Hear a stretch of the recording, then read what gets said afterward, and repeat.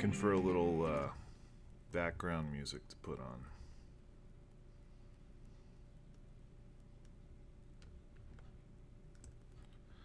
Let's see here.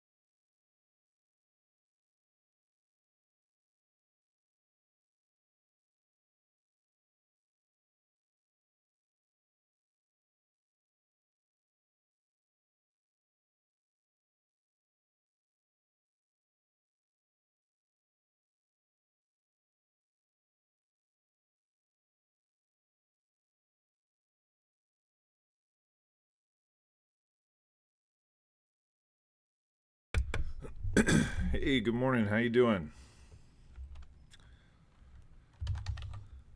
I recognize you from last stream.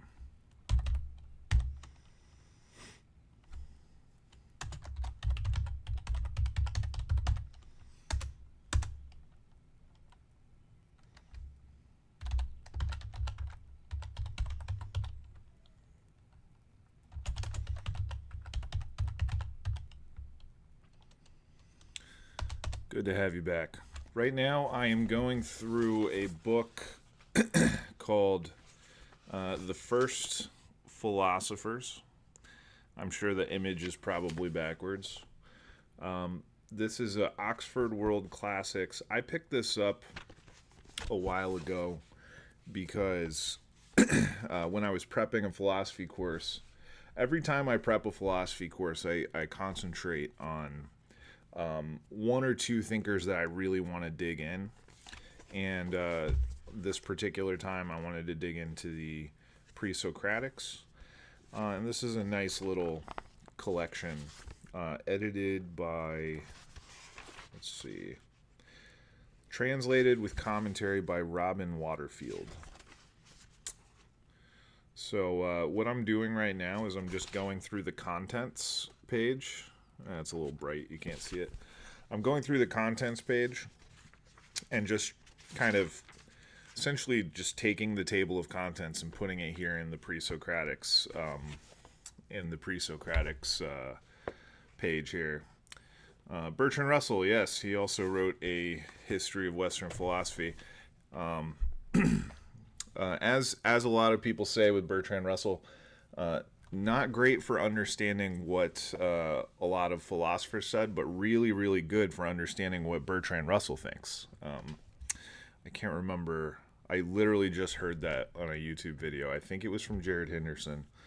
But yes, I have read Bertrand Russell's History of Philosophy. It's fun. It's fun. But the sort of gold standard is Copleston, whom I actually have not. I've read excerpts of Copleston's stuff, but I haven't. I haven't read his stuff cover to cover. That's something I want to do one day. Let's see.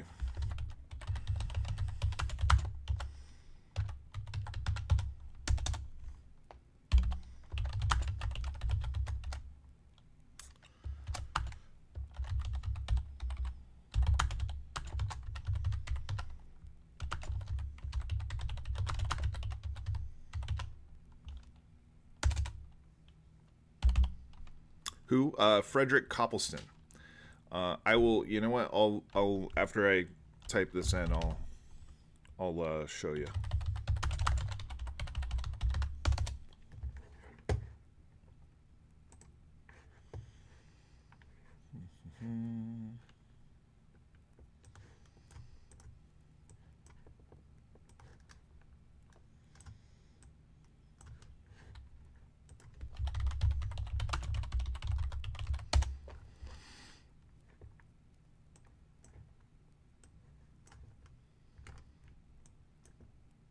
Okay, yeah, so we've got Copleston.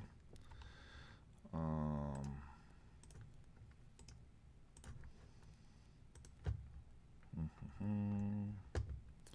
look at this. It might be on Internet Archive.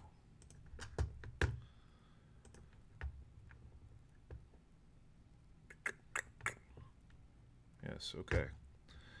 So this is, he has a Wikipedia page, Frederick Copleston. So 1907 to 1994, he was a British Catholic priest, philosopher, and historian of philosophy, best known for his influential A History of Philosophy here. And I know for a lot of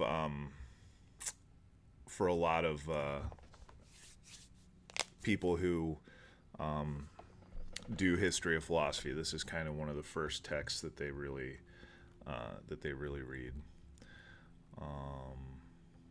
Oh, apparently he debated with Bertrand Russell in a 1948 broadcast. That's interesting. You know what? That's one that's a if I could find that on YouTube or something, that might be a fun thing to stream and react to. Yeah, but Frederick Copleston, he wrote this history of philosophy, starting in Greece and Rome here. Um, and how many volumes do they have? Internet Archive has 8 volumes. So it starts with Greek philosophy. What's volume 2? Medieval philosophy. I wonder who he's got in here. Patristic period. Augustine. Pseudo Dionysius, Boethius. John Scotus Eriugena. I don't hear a lot about Eriugena in a lot of these histories, so that's. I guess it makes sense that he's Catholic. He would know a little more about medieval philosophy than your average historian of philosophy. Dualists and pantheists. Huh. We could have a lot of fun just going through these tables of contents here. Bonaventure. He was a Franciscan scholastic.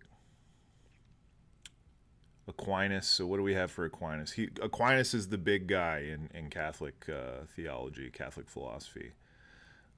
Philosophy and theology, principles of created being, proofs for God's existence, God's nature, creation, psychology, knowledge. We've just got chapters and chapters on Thomas Aquinas in here. Political theory, moral theory, some of the controversies. I wonder if he's going to have Eckhart. So we've got Scotus. No, we don't have a dedicated chapter to Meister Eckhart. That's okay.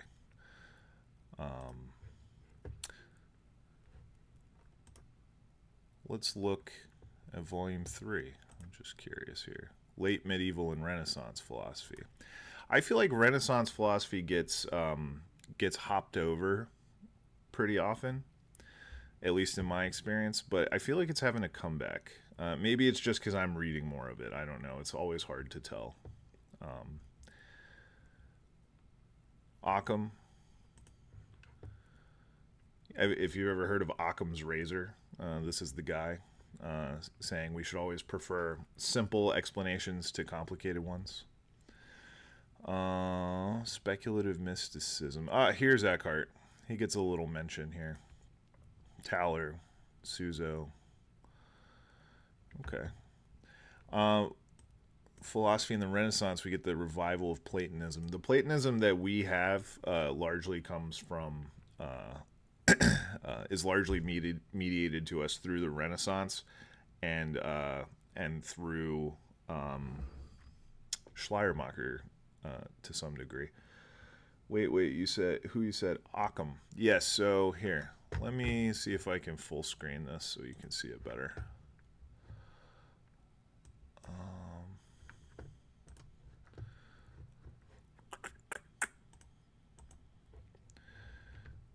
Yeah, so this is Occam. Ockham. Oh, sorry, Ockham. Let's just look at some of these. Metaphysics of Essence. I don't know that much about Occam, but he is very important for the history of philosophy. Occam's razor is something that's cited really frequently, especially by I hear it cited a lot by sort of materialist philosophers who actually make arguments against the existence of God. For example, they'll say God is a complicated hypothesis, so you should prefer simpler explanations. There's a lot of critique we could go into. There's a lot of complicated implications about not only Occam's razor, but who wields Occam's razor for what end, I guess. But yeah, here's Occam. He was big on logic. There was a lot of stuff about universals in particulars and the logic of universals in particulars in the medieval period that gets really, really complicated really, really fast. So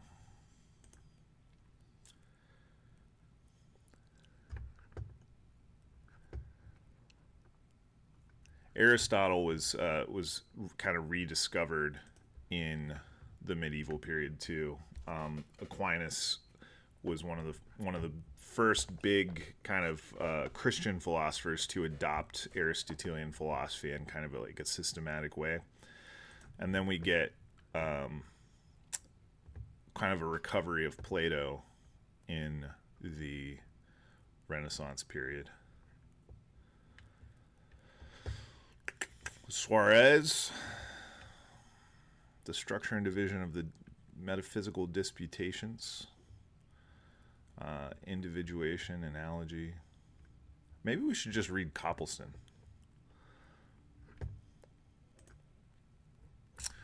So that's volume 3.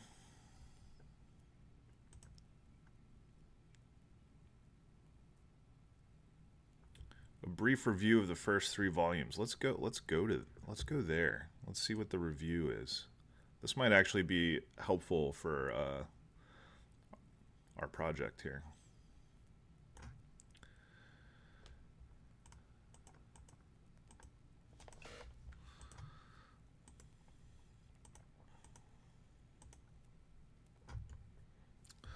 Greek philosophy, the pre-Socratic cosmologies and the discovery of nature, Plato's theory of forms and idea of God, Aristotle and the explanation of change and movement, Neoplatonism and Christianity, the importance for medieval philosophy, medieval philosophy of the discovery of Aristotle, philosophy and theology, and the rise of science. In the first volume, he dealt with Greece and Rome. If one regards Greek philosophy as starting in the 6th century BC and ending with the closing of the Academy in 529 AD, one can say it lasted about 1,000 years, and it formed a definite period of philosophic thought with certain more or less well-defined phases.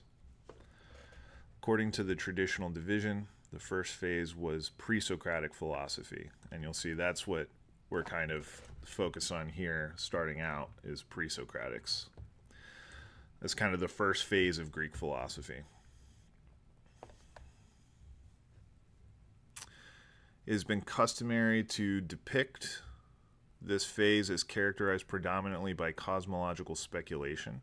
I think that's pretty fair. There are other things that are going on too in the pre-Socratics, but most people, when they think of a pre-Socratic philosopher, they think of everything is X, right? Thales says everything is water. Heraclitus says everything is fire. Other pre-Socratics identify a different monist theories of the universe, trying to find an ultimate single causal explanation. This view has, of course, the authority of Socrates in the Phaedo, and Aristotle, who interpreted the thought of previous philosophers in terms of his own theory of causes. We'll get to that, probably. He speaks of the early Greek philosophers as busying themselves with the material cause, and of thinkers like Empedocles and Anaxagoras as considering the source of motion, or efficient cause. I think, here's where Copleston's going to give his own view. I think that this view of pre-Socratic philosophy, namely that it was predominantly, though not exclusively, cosmological in character, is obviously reasonable and sound. Good, I'm glad we agree. One can express it perhaps by saying the pre-Socratic philosophers discovered nature. That is, they formed the idea of a cosmos, an organized physical system governed by law. That the cosmos was looked on as divine in some sense, and that one can discern in the theories of the pre-Socratics mythical elements, the connection of which with older cosmologies can be traced, is true. So there's a theological element to pre-Socratic speculation. And I actually have a book I want to talk a little bit about here in a minute, an older one by Edward Hussey, who wrote this nice little slim volume on the pre-Socratics. It's a good bit older, but he does talk about some of the dynamics of metaphysics and theology in the pre-Socratics. But there is a world of difference between the mythical cosmogonies. Ugh.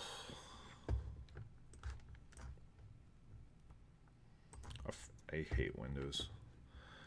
The mythical cosmogonies and cosmologies of the pre-Socratic philosophers. There is connection, but there is also difference. The play of imagination and fantasy began to retreat before the reflective work of the mind based to some degree on empirical data. It is, I think, important to remember that the pre-Socratic cosmologists represent a pre-scientific phase of thought. This is, again, another pretty well established view, I think.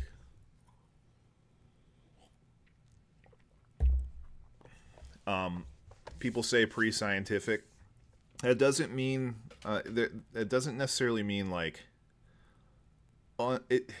it's not that they were just doing philosophy or just doing like theology at the expense of science. It's that science and philosophy and religion had not yet been established as disciplines, so they're kind of precursors to all three disciplines in a way. They're kind of doing all three at once, and only later do these disciplines kind of get divided out. Were Ionians also pre-Socratics? Yeah.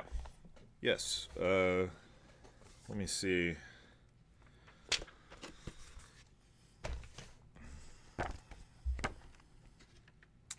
Typically, when we look at, I get my ancient Greek geography sometimes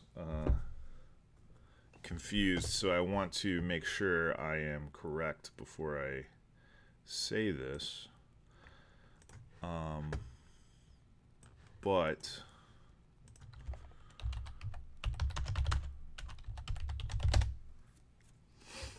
let me pull up an image.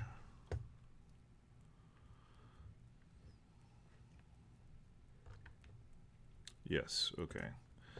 So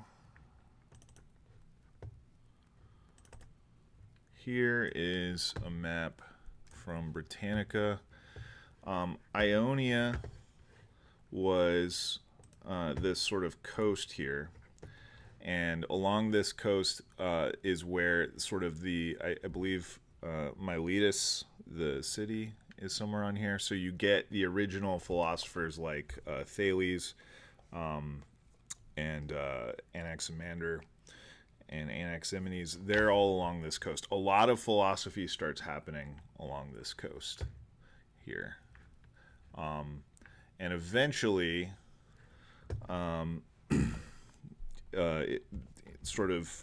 it's interesting. You have Ionia to the east, and then you have Italy to the west, and you have Greece in the center. There's a lot of philosophy happening in the east, so the Ionians are doing a lot of cosmological speculation, like we've been talking about, looking for sort of like an overarching explanation for the universe. And then in Italy, you have the establishment of Pythagoreanism, which we'll have to get into. It's its own sort of long subject. But with Pythagoras, you basically get a few things. You get the idea that numbers are somehow sort of the thing, the explanation behind the universe. But you also get the notion of like reincarnation, the transmigration of the soul. Both of these tendencies kind of combine in Greece with Plato. So it's a very interesting story, a very interesting geographic story. Okay, in the pre-Socratics, there was no distinction between philosophy and the empirical sciences, nor indeed could there have been. Yep. The empirical science had to attain a certain stage of development before this distinction could be made. Skip down a little bit. The early Greek philosophers aimed at understanding the nature of the world. Their attention was centered on certain problems which aroused interest and curiosity, or as Aristotle puts it, wonder. if I were to rewrite the sections about the pre-Socratics in my first volume, I would wish, I think, to have given more attention to these aspects of their thought. Okay. Well, obviously I skipped over whatever that was.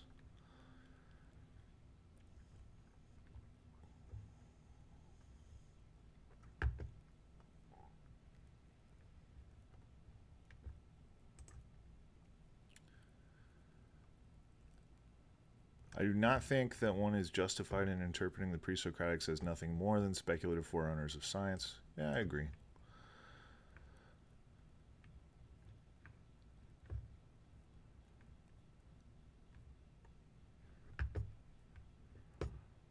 Anyways, you can see Copleston is like pretty easy to read.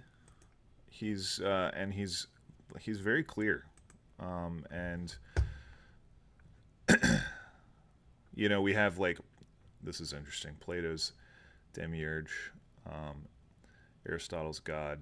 So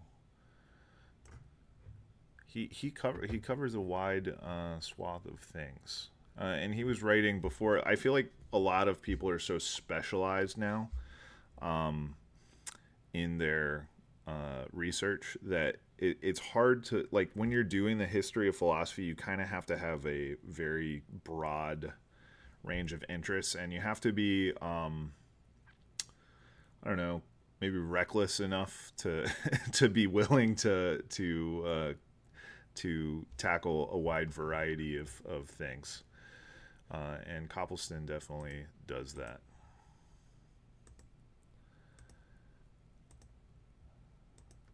All right, let's check out the rest of these.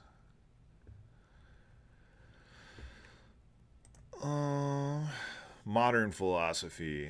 We were reading Descartes last time. He starts modern philosophy with Descartes. I think most people accept that Descartes kind of kicked off the modern philosophical project. He includes Pascal, which is interesting. Sometimes he gets skipped over. Spinoza, another philosopher I recommended on the last stream, and Leibniz. These guys, Malebranche, who I've never read, but I see his name all the time. It looks like he's covering probably the rationalists here.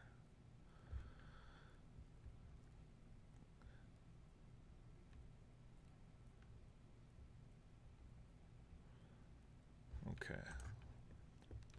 Let's check out what's next. I've never looked at these at the table of contents for all of the Copleston volumes, so this is fun.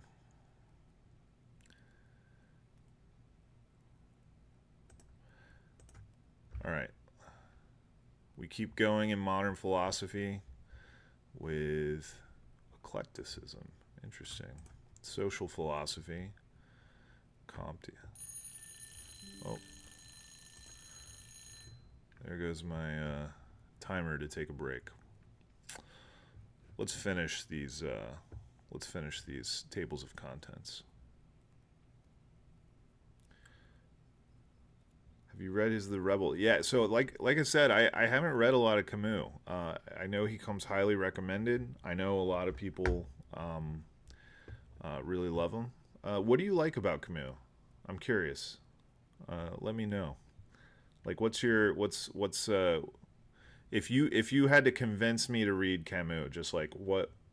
Why should I? I love hearing what draws people to certain thinkers. This is interesting. The spiritualist movement and Bergson. Wow, we went pretty far, pretty fast. To Sartre. We're only in volume. Oh, this is volume 9. Oh, this. Why is this out of order? Okay, so here's volume 4. Here's volume 5. Okay, I was about to say we took a huge historical leap there.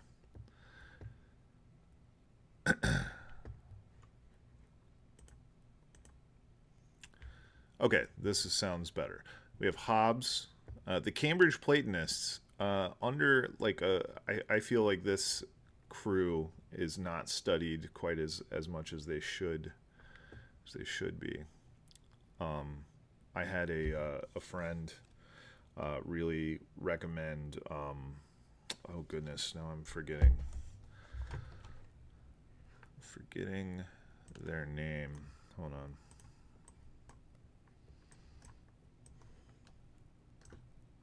Let me see here.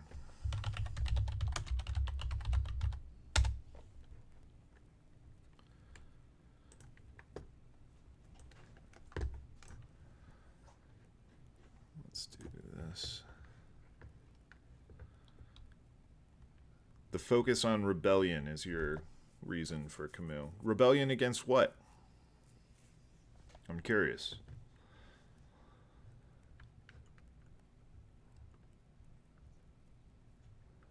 I'm looking for someone specific. Anne Conway, that's who it was. Anne Conway. What are my thoughts on Noam Chomsky? I have not read a lot of Chomsky. I've seen a lot of his interviews and debates and stuff.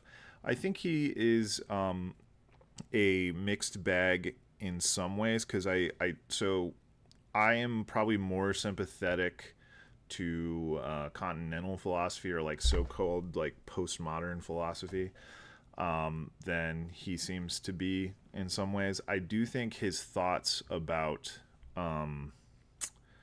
media and politics are very good. I think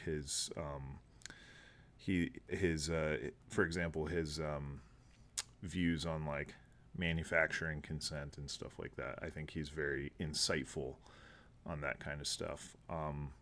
And the nature of state violence. Like, we always like violence, the way violence gets named and the way the state kind of has a monopoly on legitimate violence. What's funny is Chomsky gets studied in so many different fields. So he has a lot of influence. I mean, I think he's one of the most cited nonfiction or authors period of all time. From what I remember hearing that somewhere. But yeah, I think I'm generally positive toward Chomsky, even though I haven't engaged with him super deeply. Anne Conway was the one the Cambridge Platonist I was thinking about. It's a rationalist philosophy of rejection of Cartesian dualism. This is part of the story of modern philosophy. When Descartes comes along, he really institutes a kind of dualism between body and mind, right? Cartesian dualism is about saying like the mind is the only thing I can be absolutely certain of, and so which we saw. We read the first meditation and skimmed over a little bit of the other parts of that book. You see that Descartes even brings the body into doubt, for example. And so what ends up happening is a kind of dualism where he sees like these two completely separate substances of the body and the mind, and then a lot of modern philosophy is attempting to solve that problem that Descartes created. Not that there were ever not that he was the first dualist ever, but he was certainly the first dualist of his particular flavor. Oh, she converted to Quakerism. I knew I liked her. Man, we should probably deep dive into Conway at some point. Anne Conway contacted Elizabeth Foxcroft, likely through Moore. When Foxcroft's husband went to India, she moved in with Conway and became her companion. And what is that? A scribe. They shared similar interests. Conway became interested in the Lurianic Kabbalah and then in Quakerism.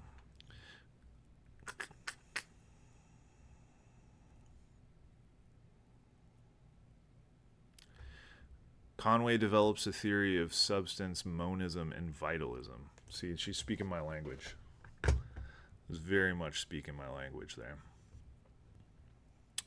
All matter has vitality and self-knowledge.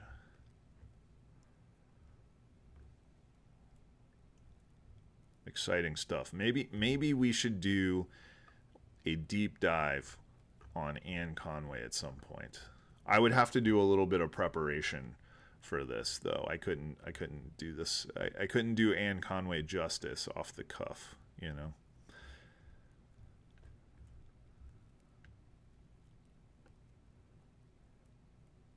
Okay. We move on. We've got Locke, and I'm sure Hume is next. Newton, Berkeley, and finally then Hume.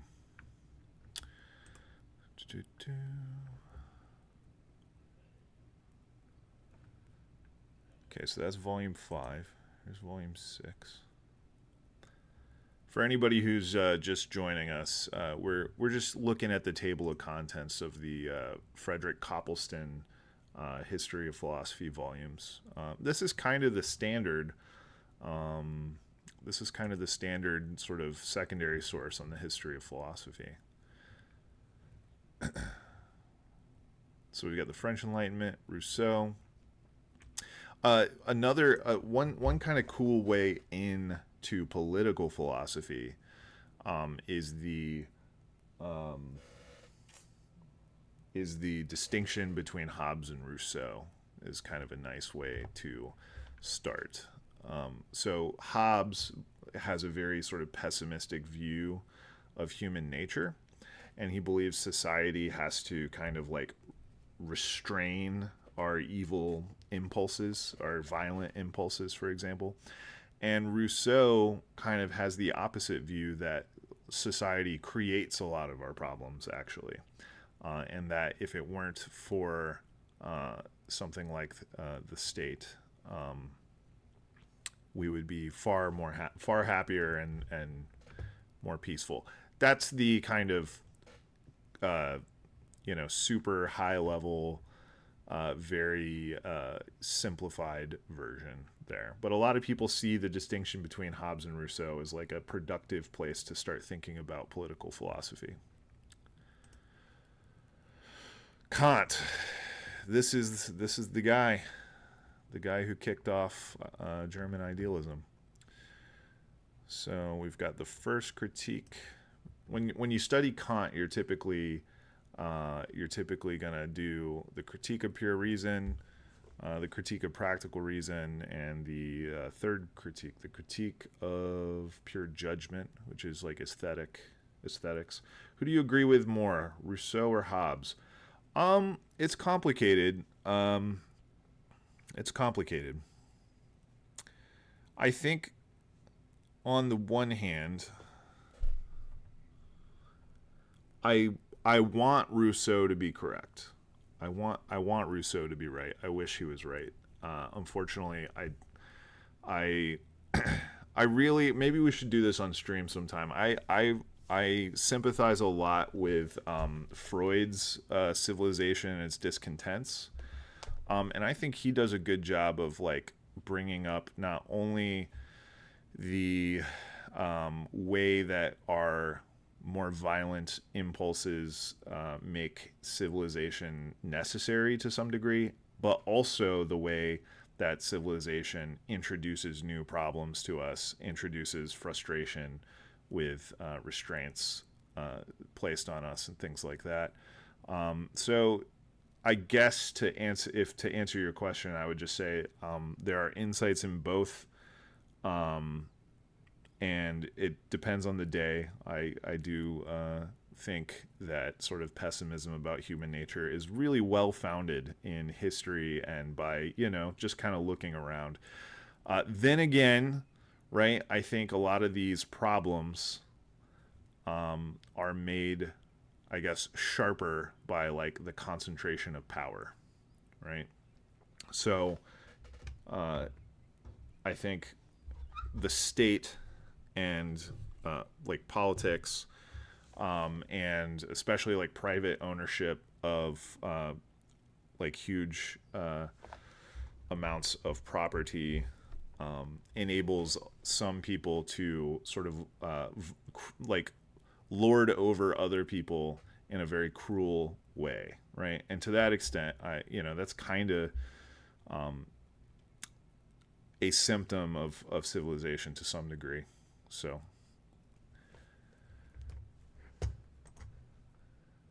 we've got the first critique. What do you think, Nick? Who do you agree with more? Yeah, no problem. So Kant, he's reacting to a lot of the metaphysics.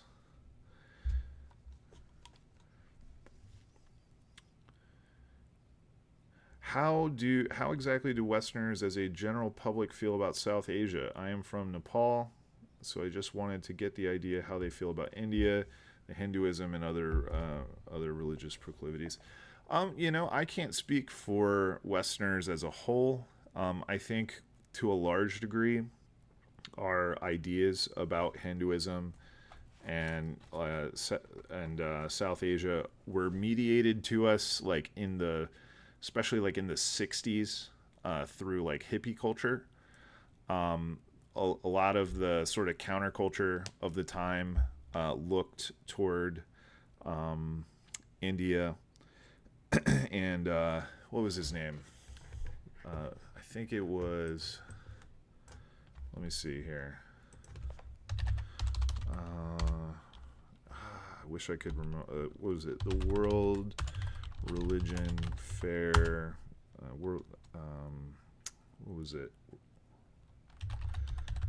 It was like during the. Okay, Swami Vivekananda, the Parliament of the World's Religions. This was a big point of contact between at least North America and Indian philosophy. 1893, which was an attempt to create a global dialogue of faiths. Let me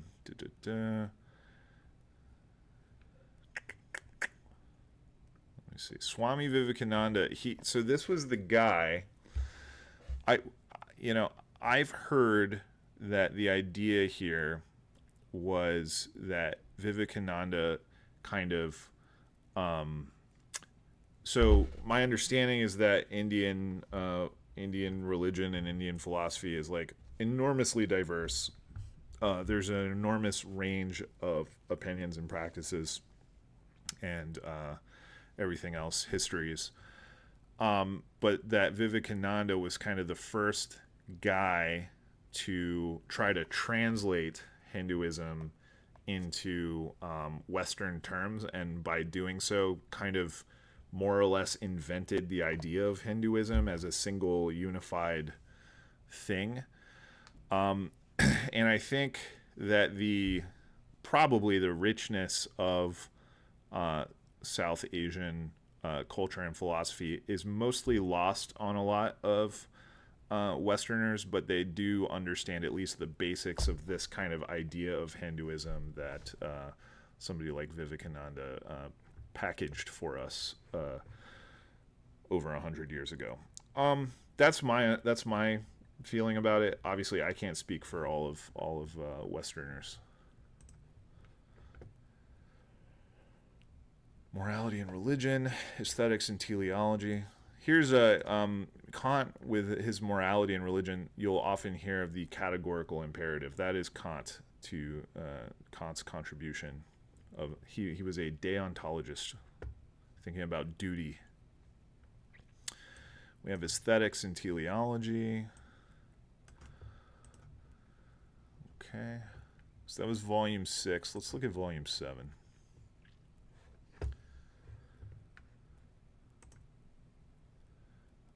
Now we get to the fun stuff in the 19th century. So after Kant, we have the German idealists, beginning with Fichte, and then Schelling, who is he's one that I am very partial toward. Schleiermacher, Hegel. I'm surprised, I'm kind of surprised that Hegel only gets 3 chapters. But then again, this was written a while ago, and Kant appears to be more important to Copleston than Hegel, which makes sense. I mean, Kant is very sort of critical, and you can see, I guess, like analytic. You can see like Anglophone analytic philosophy like having a more, I guess, productive relationship to Kant than they would have to Hegel, insofar as they interpret him as like anti-metaphysical. The reaction against metaphysical idealism, you have Schopenhauer and Kierkegaard. This is my guy. I studied Kierkegaard really, really intensely in grad school. He is a very difficult author to interpret because he had a pseudonymous method, where his various pseudonyms didn't necessarily agree with each other. For reasons grounded in his criticism of thinkers like Hegel, actually. We have non-dialectical materialism, Neo-Kantian movement, revival of metaphysics. Let's see. I've never heard of most of the guys he's citing here. And then we have Nietzsche. Nietzsche is a very important, divisive, controversial philosopher. Well, I consider him a philosopher. Some people don't. Okay. And now, so that was volume 7. Let's check out volume 8. We have the utilitarian movement. I feel like I think most people these days are just kind of implicitly utilitarians. They believe that whatever does the most good and prevents the most harm is morally correct. We have empiricists, agnostics, and positivists. The philosophy of Herbert Spencer.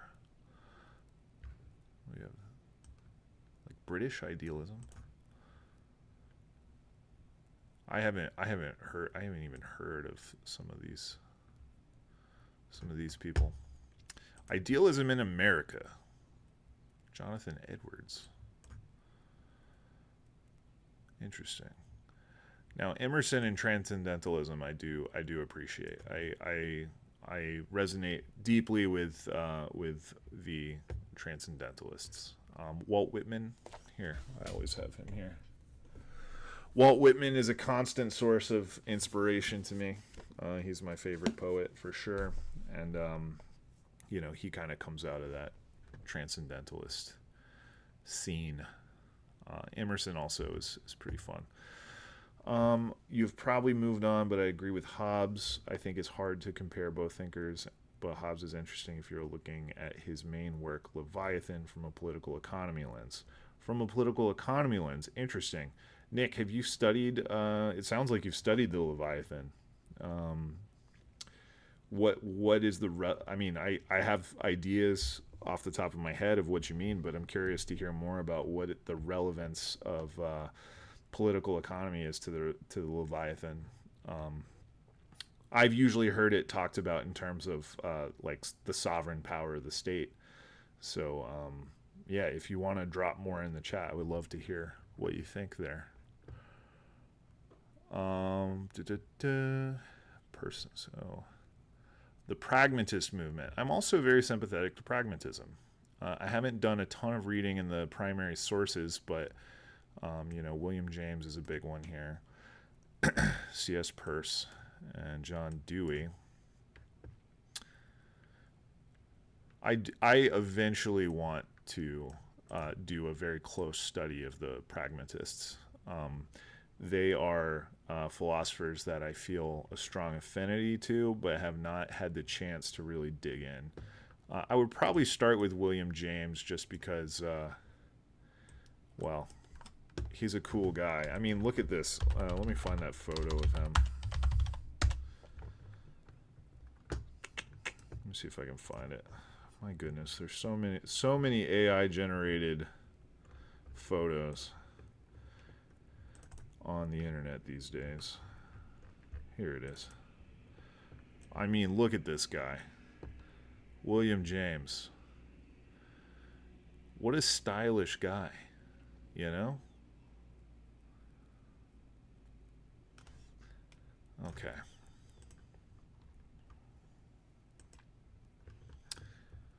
And then we've got G.E. Moore, Bertrand Russell. Curious if he covers, he doesn't seem to cover Whitehead at all, except insofar as he does the Principia. Let's see if we can get, let's see. Do we have a table of contents for this book? Nah, it's not worth it. We'll just flip to the back.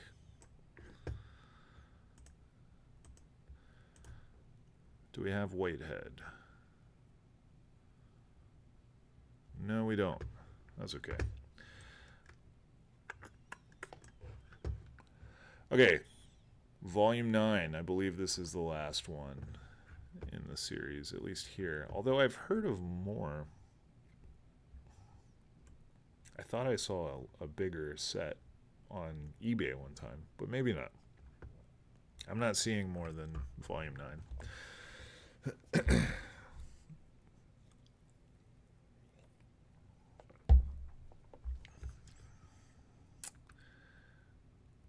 Okay, Revolution to the Comte. Henri Bergson. The spiritualist movement. I find this fascinating to include in a work of philosophy. It makes a lot of sense. What about David Thoreau? Yeah, I like Thoreau a lot. He's a lot less he's a lot less, I guess, systematic maybe, or like metaphysical than Emerson, but that's okay.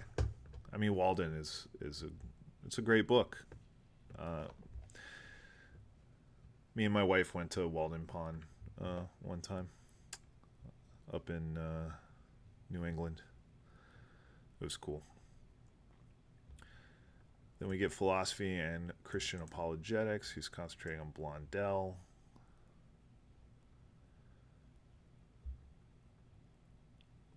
French Thomism, philosophy of science. I've read some Bachelard, philosophy of values and metaphysics. Two religious thinkers, Teilhard de Chardin and Gabriel Marcel. These are Teilhard is very interesting. Teilhard de Chardin, one of my teachers was a big Teilhard de Chardin person.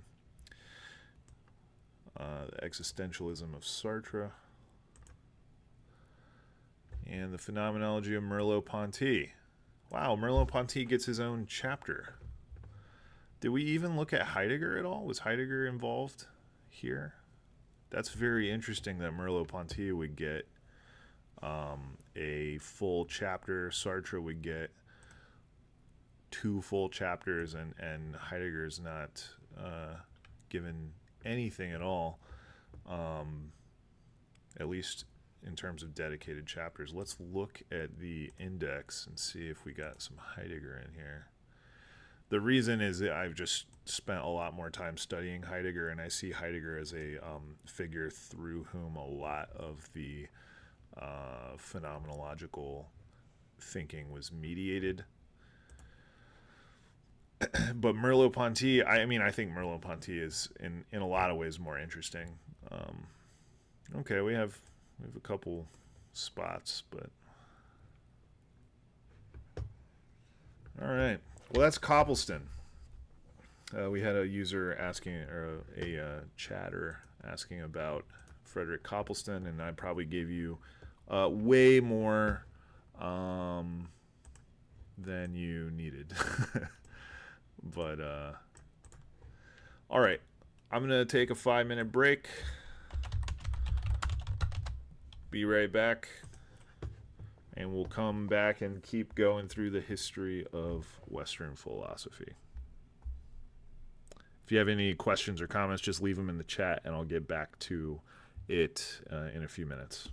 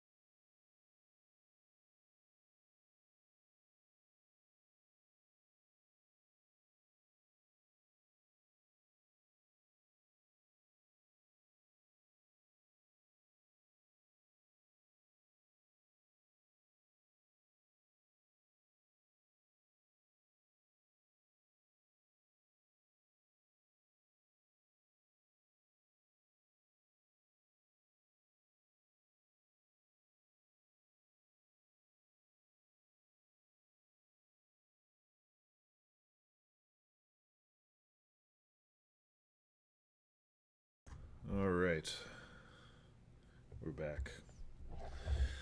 Um, I don't know if Nick is still around in the chat. I know he was asking about Hobbes and Rousseau. I went and found a passage in a book called The Dawn of Everything. Came out, I think, in 2020. 20. When did it come out? Let me look. I have it right here.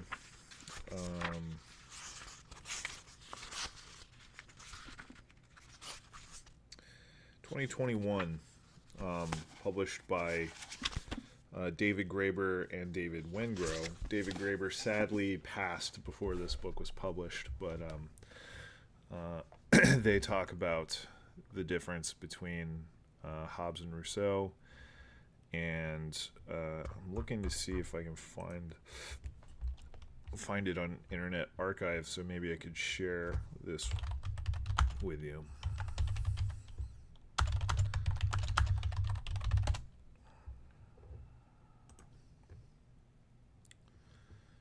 No.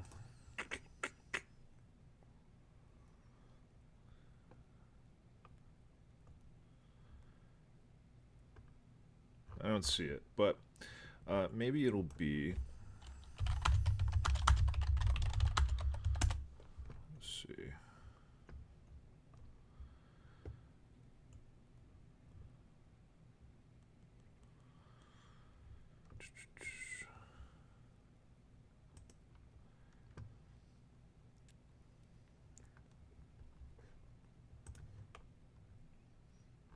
No.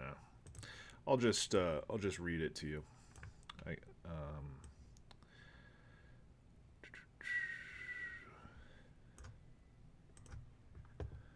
So in this book, The Dawn of Everything, first of all, these authors. I see a question in the chat about atheism. We can get to that in a minute. I want to close the loop here on this Rousseau-Hobbes discussion. By the way, is the volume okay? I don't have monitors or anything, so I can't hear. I know some people have complained that my videos are kind of quiet before, so just let me know if the volume's all right.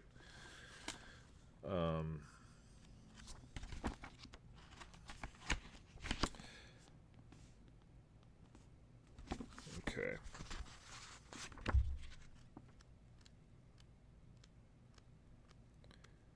Yes, so David Graeber was a professor of anthropology at the London School of Economics, and he was a thinker and an activist. He was really involved with the Occupy Wall Street stuff back in the day.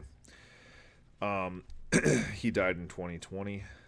And David Wengrow is a professor of comparative archaeology at the Institute of Archaeology.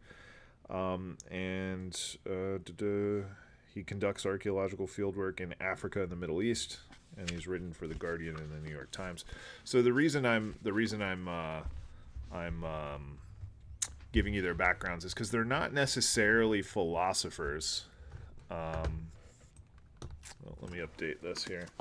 They're actually doing not harder, but they're doing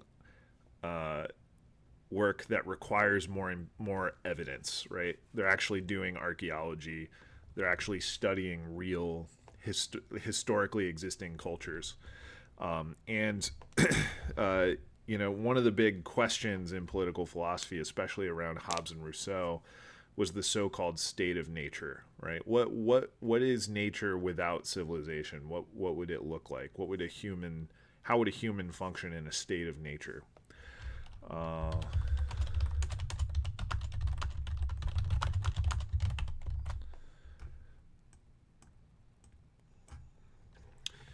Okay. And they both they talk about the juxtaposition of Hobbes and Rousseau here. So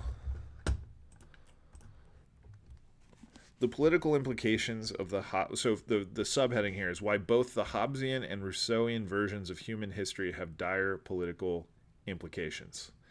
The political implications of the Hobbesian model need little elaboration. It is a foundational assumption of our economic system that humans are at base somewhat nasty and selfish creatures, basing their decision on cynical, egoistic calculation, rather than altruism or cooperation. In which case, the best we can hope for are more sophisticated internal and external controls on our supposedly innate drive toward accumulation and self-aggrandizement. So that's Hobbes. Rousseau's story about how humankind descended into inequality from an original state of egalitarian innocence seems more optimistic. At least there was somewhere better to fall from. But nowadays it's mostly deployed to convince us that while the system we live under might be unjust, the most we can realistically aim for is a bit of modest tinkering. The term inequality is itself very telling in this regard. Since the financial crash of 2008 and the upheavals that followed, the question of inequality, and with it the long-term history of inequality, have become major topics of debate. Something of a consensus has emerged among intellectuals and even to some degree the political classes that levels of social inequality have gotten out of hand, and that most of the world's problems result in one way or another from an ever-widening gulf between the haves and the have-nots. Pointing this out is in itself a challenge to global power structures. At the same time, though, it frames the issue in a way that people who benefit from those structures can still find ultimately reassuring, since it implies no meaningful solution to the problem would ever be possible. Skipping ahead a little bit, this actually might be the wrong section. It is still very interesting, though.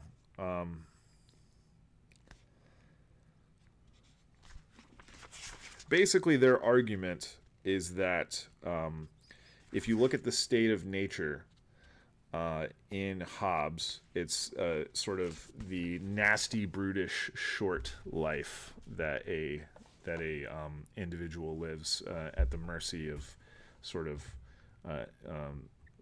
violent neighbors. And in the Rousseauian version, it's this like egalitarian paradise almost.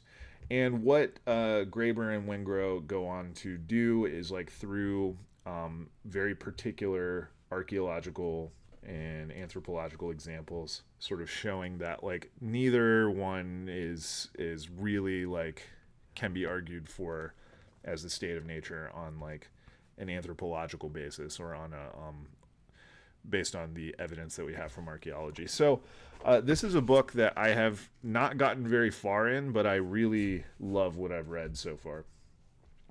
I've been a David Graeber fan for a while.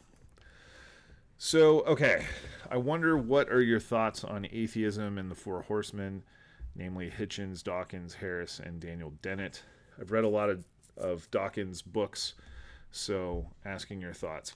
I haven't read a lot of Hitchens. I have seen a lot of interviews of Hitchens. I think he's very funny. I think he's very witty. Richard Dawkins. Here's my opinion on Richard Dawkins. He seems, from what I can tell, to be very good at biology. Obviously, a very good biologist. I know he made some. I know he made some big contributions to evolutionary biology. I believe he was the one who talked. Was it Dawkins who talked about the sort of the meme? Right? Wasn't Dawkins the meme guy? Let's look.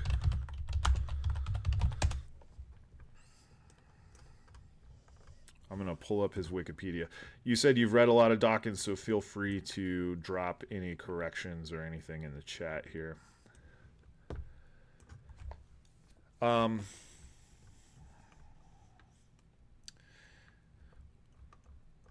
Let's look at his evolutionary biology.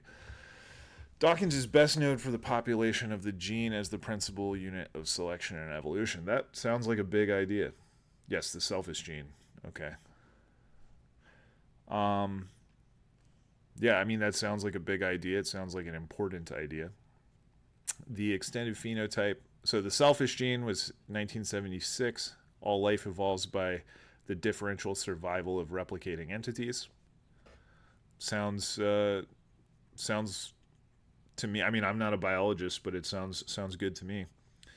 The extended phenotype, in which he describes natural selection as the process whereby replicators outpropagate each other. He introduces to a wider audience the influential concept he presented in 77 that the phenotypic effects of a gene are not necessarily limited to an organism's body, but can stretch far into the environment, including the bodies of other organisms. That's very interesting.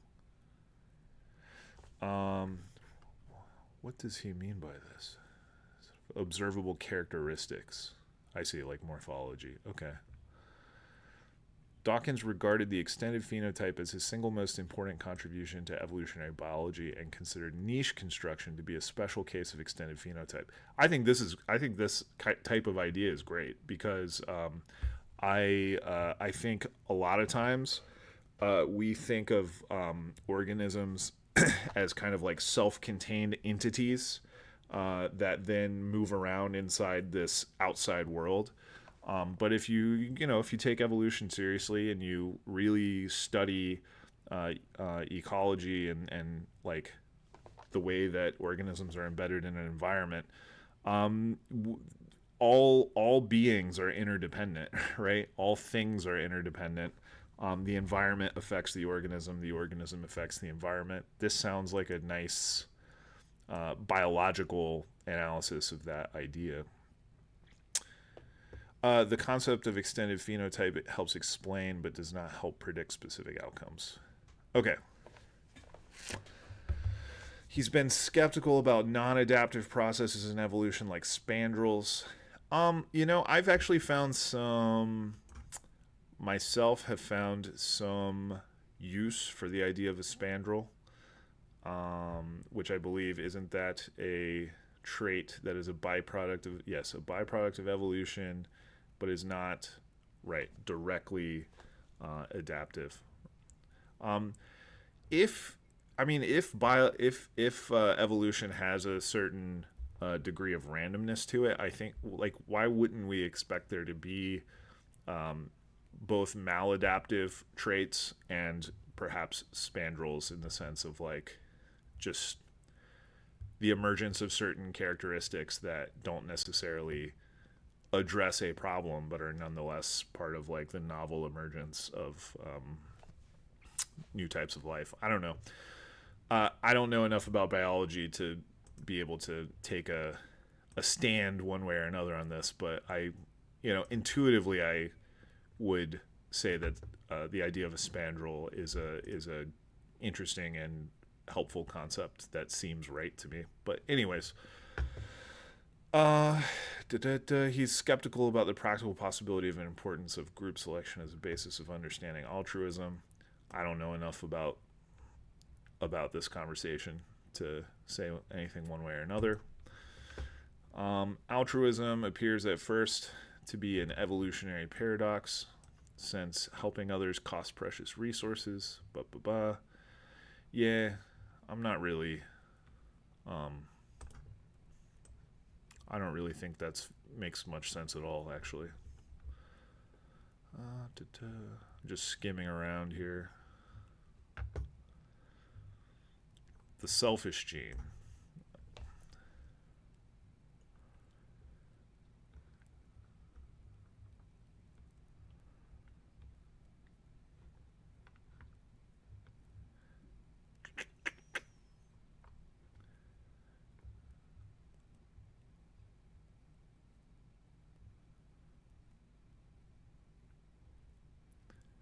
Okay.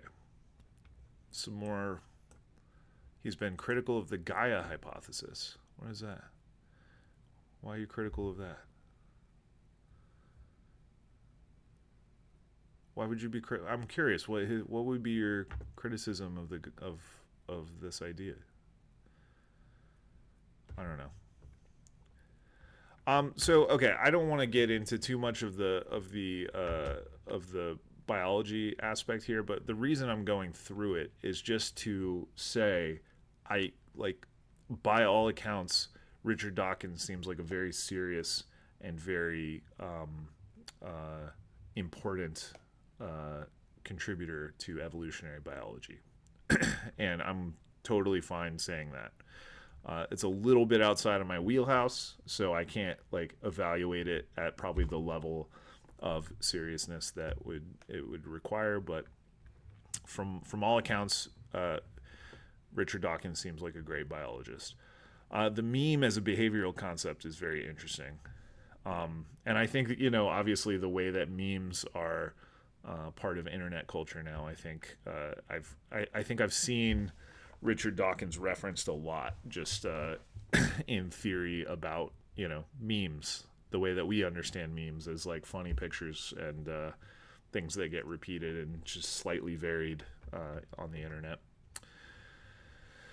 But I'll skip over that because what you asked was about Dawkins specifically with regard to his atheism.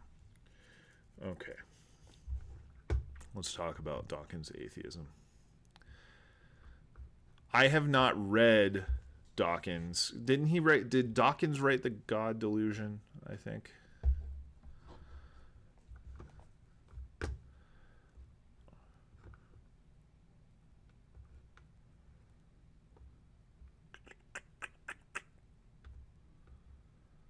Yes, The God Delusion. I've not read The God Delusion. I've listened to a lot of interviews that he's done. I've listened to debates that he's been a part of, so I think I get the gist of a lot of it. But yes, God Delusion. Okay, great. I find him very unconvincing whenever he goes outside of his specialization. He should really stick to biology, and I don't know. I don't think he has like he clearly has a brilliant scientific mind. I don't think he really understands sort of philosophy. I guess he doesn't strike me as particularly philosophically sophisticated. So this idea here that the existence of God should be treated as a scientific hypothesis, I find really, what's the right word? Trying to think of a nice way to say this. The idea that you treat God as a scientific hypothesis is a kind of fundamentalism, a kind of. First of all, I think it's a category error. And the reason being, actually, Paul Tillich has a really good essay basically on this question. Maybe I'll turn to it here in a second to address this. But I think what ends up happening with a lot of atheists is they get this picture of God. An ontotheological God is how a lot of philosophers would say it, as like this being that exists out there somewhere and that intervenes in our life and that intervenes in the world in the same way that other people would intervene in the world.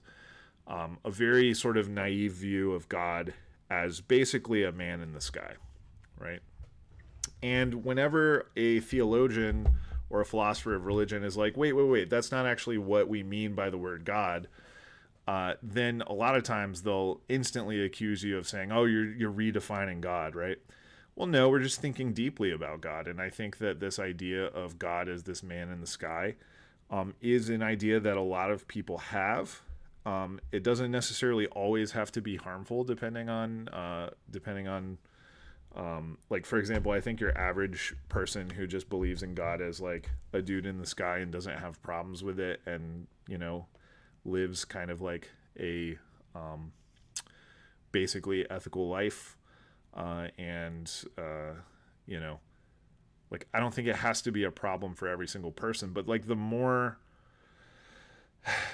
deeply you think about God, the more deeply you think about the idea of God, the more God turns into something a lot more profound than just like a big person. God doesn't need to be necessarily I think the idea of God as a scientific hypothesis is a category error. And so I disagree with Dawkins there. And so probably most of my disagreements from Dawkins would flow from that original sort of disagreement, right? I don't think God is the kind of thing that you will find under a microscope or at the end of a telescope, right? So if we don't agree on that, we're probably not going to agree on anything else. So maybe I don't really need to go through the rest of this, but yeah, I think this idea on his spectrum of theistic possibility, which ranges from 1 to 7, I think this whole idea, this whole way of thinking about God is absurd. I don't think it maps on to what we mean by God.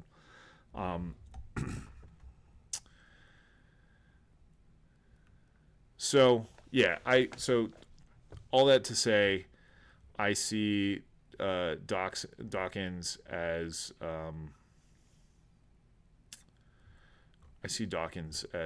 really an inadequate thinker on the subject of religion and theology. I think he has one mode, and it is scientific. And I think when he's working within the confines of science, he seems to produce very good work. And when he is working outside of the confines of science, I think he makes a lot of very clumsy mistakes. That's what I would say. I could do a whole video about Dawkins and the Four Horsemen and stuff, and a lot has already been said on them. But I guess it's worth covering to some degree. But yeah, I find this idea of scientism, which is the idea that the only sort of valid knowledge out there has to be scientific. I find that, as a philosopher, I find that very frustrating and a very sort of clumsy mistake that a lot of scientists make, precisely because they haven't studied enough philosophy and haven't understood science as one domain of knowledge among many, I guess. Does that make sense? Let me see if I can find that Tillich essay. There's William James again.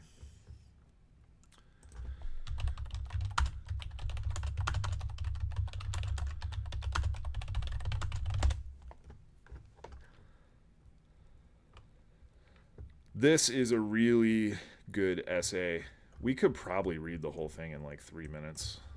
But I'll just read the sort of opening couple paragraphs. I think this essay is really relevant for this sort of like new atheism kind of question. As soon as one, and sorry, it's extremely pixelated, so I apologize, but as soon as one says anything about religion, one is questioned from two sides. Some Christian theologians will ask whether religion is here considered as a creative element of the human spirit rather than as a gift of divine revelation. If one replies that religion is an aspect of man's spiritual life, they will turn away. What this basically means is that some Christian theologians, for example, want to insist that the only true source of religion has to be revelation. It has to come from outside of us. We have to find something like the Bible and that reveals new information to us about the nature of God and so on. And if we say that religion is actually deeper than just this external revelation, there's something going on inside of us that is fundamentally religious, then they are not a fan of that, right? Because what it does is it undermines this sort of exclusivity of divine revelation that a lot of theologians really insist on. Okay, and then in the next part of this paragraph, we have essentially a figure resembling Richard Dawkins. Some secular scientists will ask whether religion is to be considered a lasting quality of the human spirit instead of an effect of changing psychological and sociological conditions. And if one answers that religion is a necessary aspect of man's spiritual life, they turn away like the theologians, but in the opposite direction. So, in other words, what Tillich is saying here is that if we say religion is more fundamental than just, for example, a sort of adaptive phenomenon, and maybe Richard Dawkins would say something like, and you correct me if I'm wrong in the chat, but I think Richard Dawkins would say something like, religion is kind of like an effect of like historical conditions, but there's nothing necessary about religion, and we need to move beyond it, right?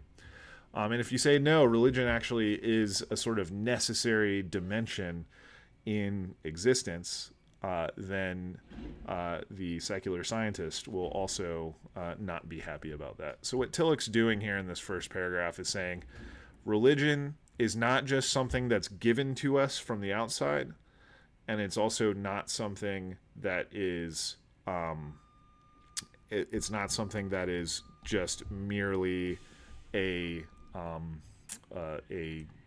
historically contingent thing. There's something necessary about religion, or this religious dimension in reality. This situation shows an almost schizophrenic split in our collective consciousness, a split which threatens our spiritual freedom by driving the contemporary mind into irrational and compulsive affirmations or negations of religion. And there is as much compulsive reaction to religion on the scientific side as there is on the religious side. And this is what I think this is true. I think that on the religious side, you have religious fundamentalism and sort of a lot of irrational affirmations about religion. And then on the scientific side, you have a sort of negative fundamentalism that basically says, yes, what the fundamentalists say about religion is true, and I have to negate it. But both the fundamentalist and the scientists' idea of religion are mistaken, right? That's the point of this essay. Those theologians who deny that religion is an element of man's spiritual life have a real point. According to them, the meaning of religion is that man receives something which does not come from him, but which is given to him and may stand against him. They insist that the relation to God is not a human possibility and that God must first relate himself to man. One could summarize the intention of these theologians in the sentence that religion is not a creation of the human spirit, but a gift of the divine spirit. Man's spirit, they would continue, is creative with respect to itself and its world, but not with respect to God. And with respect to God, man is receptive and only receptive. This is kind of a nod, I think, to Karl Barth, who was another contemporary theologian at the time, who was obviously very invested in the idea of revelation. Okay, let me skip a little bit.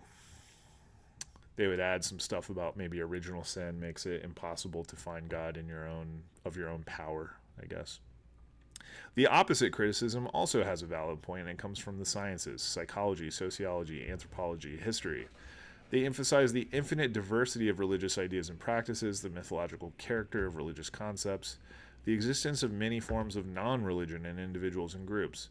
Religion, as they say, is characteristic for a special stage of human development, the mythological stage, and it has no place in the scientific stage in which we are living. I feel like this maps on pretty well to like the position of a lot of these new atheist types. Religion, according to this attitude, is a transitory creation of the human spirit, but certainly not an essential quality of it. Okay. If we analyze carefully these two groups of arguments, we discover the surprising fact that although they come from opposite directions, they have something definite in common. Both the theological and scientific critics of the belief that religion is an aspect of the human spirit define religion as man's relation to divine beings, whose existence the theological critics assert and the scientific critics deny. This is the crux of the argument here. If you define religion as a relationship to a divine being, then according to Tillich, you've already misunderstood what religion is. Fundamentalists will insist that these divine beings exist, and sort of scientific detractors of religion will insist that these divine beings do not exist, right? But according to Tillich, that's the wrong question.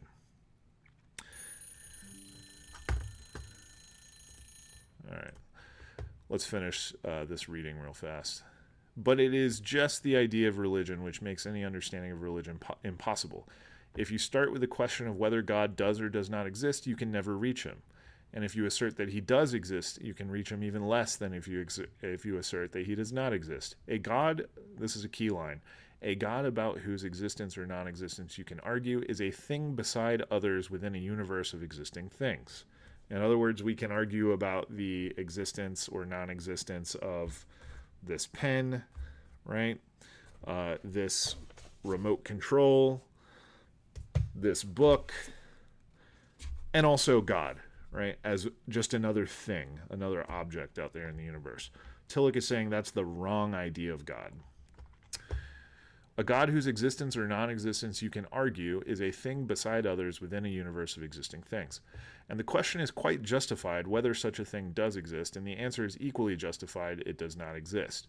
It is regrettable that scientists believe that they have refuted religion when they rightly have shown there is no such evidence whatsoever for the assumption that such a being exists. This is exactly the problem with Dawkins. Can I mark this up? Yes. Okay, cool. It is regrettable that scientists believe they have refuted religion when they rightly have shown that there is no evidence whatsoever for the assumption of that such a being exists. So the scientist finds that there's no evidence for a kind of God that exists alongside other things. That's fine. According to Tillich, that's fine. But the regrettable aspect here is that scientists believe from this that they have refuted religion. What Tillich is saying is that even if you can disprove the existence of the fundamentalists' God, you still haven't refuted religion because you haven't understood religion. They have not only not refuted religion, but they have done it a considerable service. They have forced it to reconsider and restate the meaning of the tremendous word God. Unfortunately, many theologians make the same mistake. They begin their message with the assertion that there is a highest being called God whose authoritative revelations they have received. They are more dangerous for religion than so-called atheistic scientists. In other words, he's saying that a fundamentalist is more dangerous for religion than an atheistic scientist because they reinforce a problematic view of what God is. They take the first step on the road which inescapably leads to what is called atheism.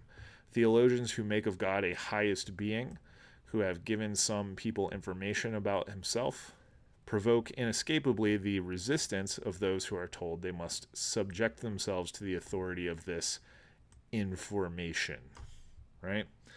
So the idea here is that if you want to impose a certain religious worldview onto others on the basis that some divine being exists who has given you special information, obviously a lot of people are going to have problems with that, people like Richard Dawkins.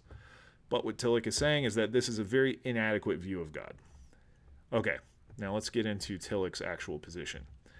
Against both groups of critics, we affirm the validity of our subject, religion as an aspect of the human spirit, but in doing so, we take into consideration the criticisms from both sides and the elements of truth in each of them. Hello, chatter. When we say that religion is an aspect of the human spirit, we're saying that if we look at the human spirit from a special point of view, it presents itself to us as religious. There's just something innately religious about the human spirit. What is this view? It is the point of view from which we can look into the depth of man's spiritual life. So depth here is an important word for him. Religion is not a special function of man's spiritual life, but is the dimension of depth in all of its functions. This assertion has far-reaching consequences for the interpretation of religion, and it needs comment on each of the terms used in it. Religion is not a special function of the human spirit. Important proposition there.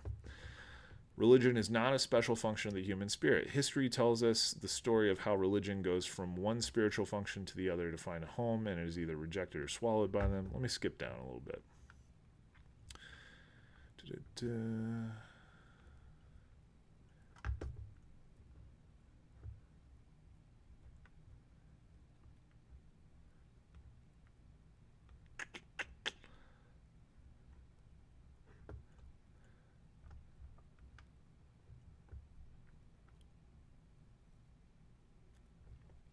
So basically, what he does in this essay, in the parts that I just skipped over, is he says, okay, well, is religion like mostly a sort of mystical intuition?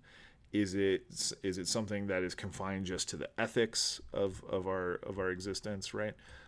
And he says, in each case, we don't necessarily need religion to explain any of these things. So where does religion have a home? The whole field of man's spiritual life is taken, and no section of it is ready to give religion an adequate place. So religion turns to something that accompanies every activity of man and every function of man's spiritual life. We call it feeling. Religion is a feeling. This seems to be the end of the wanderings of religion, and this end is strongly acclaimed by all those who want to have the realms of knowledge and morals free from any religious interference. Religion, if banished to the realm of mere feeling, has ceased to be dangerous for any of its rational and practical human enterprise, but we must add it has also lost its seriousness. So, to be clear, Tillich is not. This is not Tillich's position. This is just one of the more recent positions that Tillich is talking about. This is really characterized by a theologian named Schleiermacher, who I haven't done a ton in Schleiermacher, but he's a very important theologian who saw religion as the feeling of absolute dependence. Okay, religion in this vein, religion has lost its seriousness and truth and its ultimate meaning. In the atmosphere of mere subjectivity of feeling without a definite object or emotion, without an ultimate content, religion dies. This also is not the answer to the question of religion as an aspect of the human spirit. So feeling is not it. He's saying in this situation, without a home, without a place to dwell, religion suddenly realizes that it does not need such a place, that it does not need to seek for a home. It is at home everywhere. Namely, in the depth of all functions of man's spiritual life. Religion is the dimension of depth in all of them. So here he's saying, let me see if I can write with the mouse.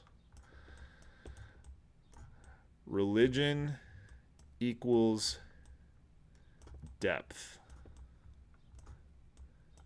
That's so messy. Sorry. Religion is depth. It's the depth in everything. Right? So, in other words, religion isn't just a scientific explanation. It's not just a scientific hypothesis, right? It's not just a feeling. It's the dimension of depth in every single activity of the human spirit. So what does this depth mean? It means that religious aspect points to that which is ultimate, infinite, unconditional in spiritual life. Religion is the largest and most in the largest and most basic sense of the word is ultimate concern. And ultimate concern is manifest in all creative functions of the human spirit. It is manifest in the moral sphere as unconditional seriousness of the moral demand. Therefore, if someone rejects religion in the name of the moral function of the human spirit, he rejects religion in the name of religion. Ultimate concern is manifest in the realm of knowledge as the passionate longing for ultimate reality. Therefore, if anyone rejects religion in the name of the cognitive function of the human spirit, he rejects religion in the name of religion. And this is actually where I think we could talk about Richard Dawkins. Richard Dawkins rejects religion in the name of knowledge. Knowledge here is taking a kind of an ultimate place, and insofar as this characteristic of ultimacy is present, there's a religious dimension to Dawkins' rejection of religion. Right? Ultimate concern is manifest in the aesthetic function of human spirit as the infinite desire to express ultimate meaning. If anyone rejects religion in the name of aesthetic function, so art maybe, he rejects religion in the name of religion. You cannot reject religion with ultimate seriousness, because ultimate seriousness, or the state of being ultimately concerned, is itself religion. That's the big takeaway here. Religion is the substance, the ground, the depth of man's spiritual life. This is the religious aspect of the human spirit. And then he goes on to talk, well, we've only got 3 paragraphs, we might as well do it. What about religion in the narrow, more customary sense of the word, be it institutional religion or the religion of personal piety? If religion is present in all functions of the spirit, why has mankind developed religion as a special sphere among others in a myth, cult, devotion, ecclesiastical institutions? Basically, like, what about religion when you, like, go to church? The answer is because of the tragic estrangement of man's spiritual life from its own ground and depth. According to the visionary so basically there's some, the existence of specific religions, according to Tillich, is a symptom of our alienation from our own sort of depth, right? Our alienation from God, if you want to say that, our alienation from the depth of our own being is something that has caused religion to be this special other thing among other things. He then talks about Revelation, the book where in Jerusalem God will be all in all, and there will be no secular realm, and there will also be no religious realm. Secular and religious are sort of a false dichotomy that will fade away eventually.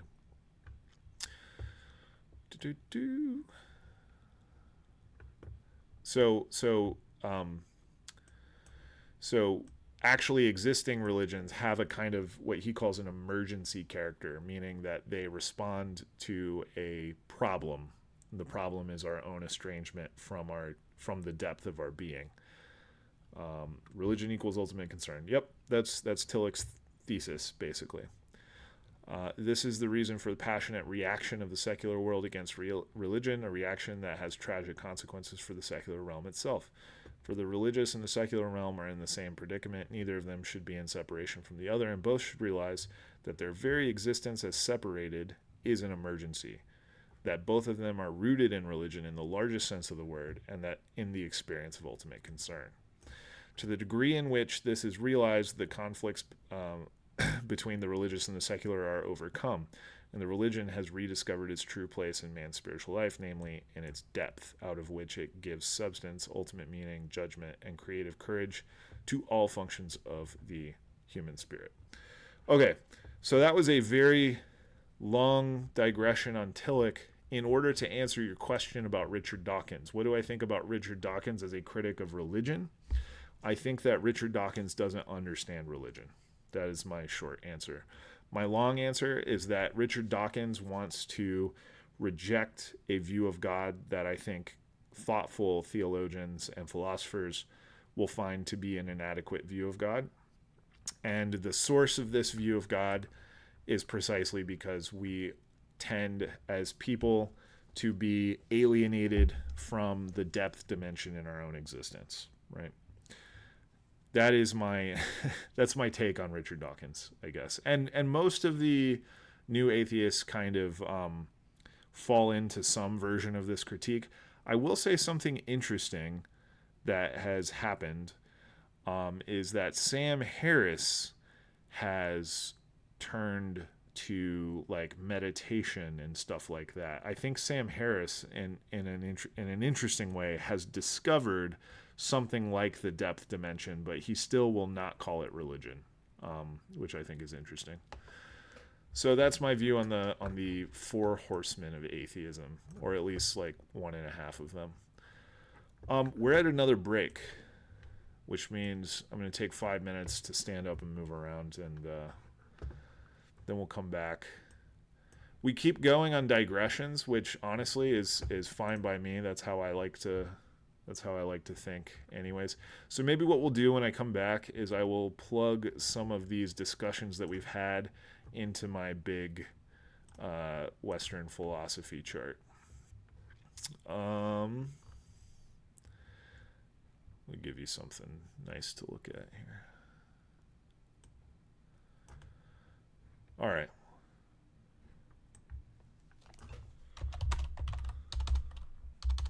Pre-Socratics mentioned. Yep, that's right. Be right back. And maybe we'll dive into the Pre-Socratics. Jack, if you have any questions about the Pre-Socratics, feel free to drop them in the chat, and we will potentially get to them after a quick break. See you guys in 5 minutes.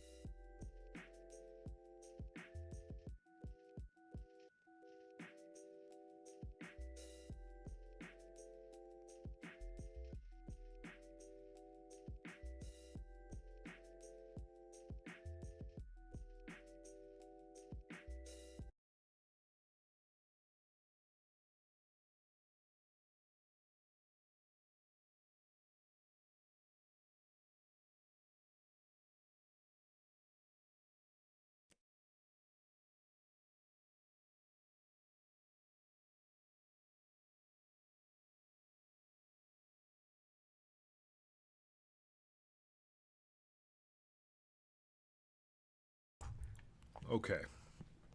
Pre-Socratics.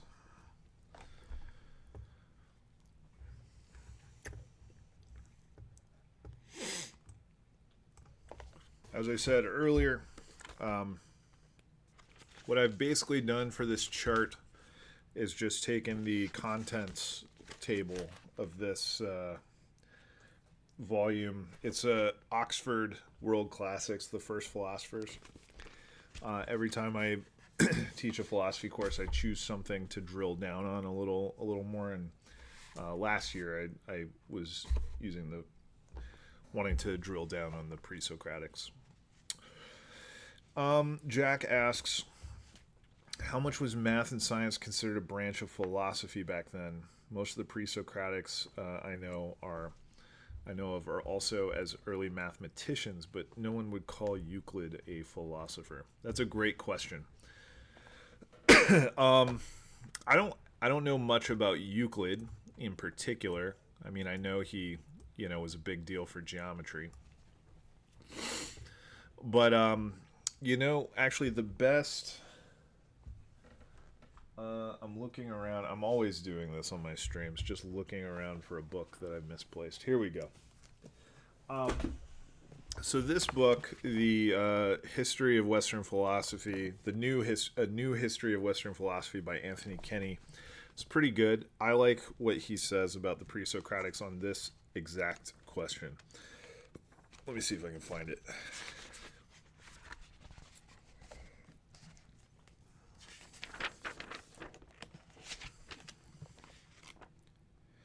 So this is in the general introduction.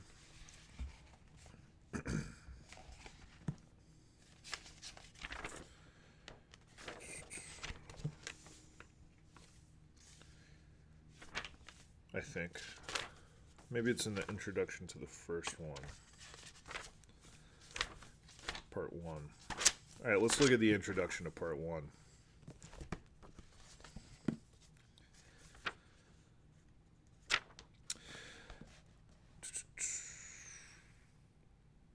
Okay. Not only ancient philosophy, but philosophy's whole history is dominated by Plato and Aristotle. I think that's true of Western philosophy, which, of course, is the subject of this book. No later philosopher, ancient, medieval, or modern, has surpassed the genius of these two colossi. It is not too much to say that Plato invented the subject of philosophy. So that's the first sort of claim here. If philosophy really came into its own during the time of Plato, then the pre-Socratics didn't yet consider what they were doing to be a discipline like philosophy. To be sure, he was preceded by hardy speculators such as Pythagoras, impressive gurus like Heraclitus, and eccentric geniuses like Parmenides. But what these men presented were philosophical problems rather than philosophical insights. It was Plato who formulated the methods for their solution. He had to invent from whole cloth the basic technical concepts that have been the tools of philosophy ever since. Skipping down.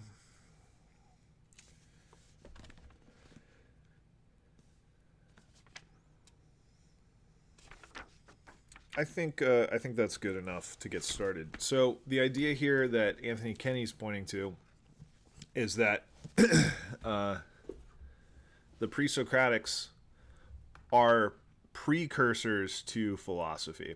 I don't know if I buy that whole cloth, but I think the idea here is that before Plato, and really, I mean, it's an ongoing kind of process of the differentiation of disciplines. When you're in the pre-Socratic period, you have religion, philosophy, and science, natural science especially, and mathematics. So like with like Pythagoras, mathematics, and even like music theory, right? All of these type of domains of knowledge have not yet been differentiated. And so the methods for thinking about specific types of knowledge have not yet been established. And so when you read a pre-Socratic philosopher and you ask, okay, is this guy a philosopher? Or is he a theologian? Or is he a, biologist or a weather scientist or an astrologer or a mathematician? The answer is kind of like yes to a lot of it. They will check a lot of the boxes.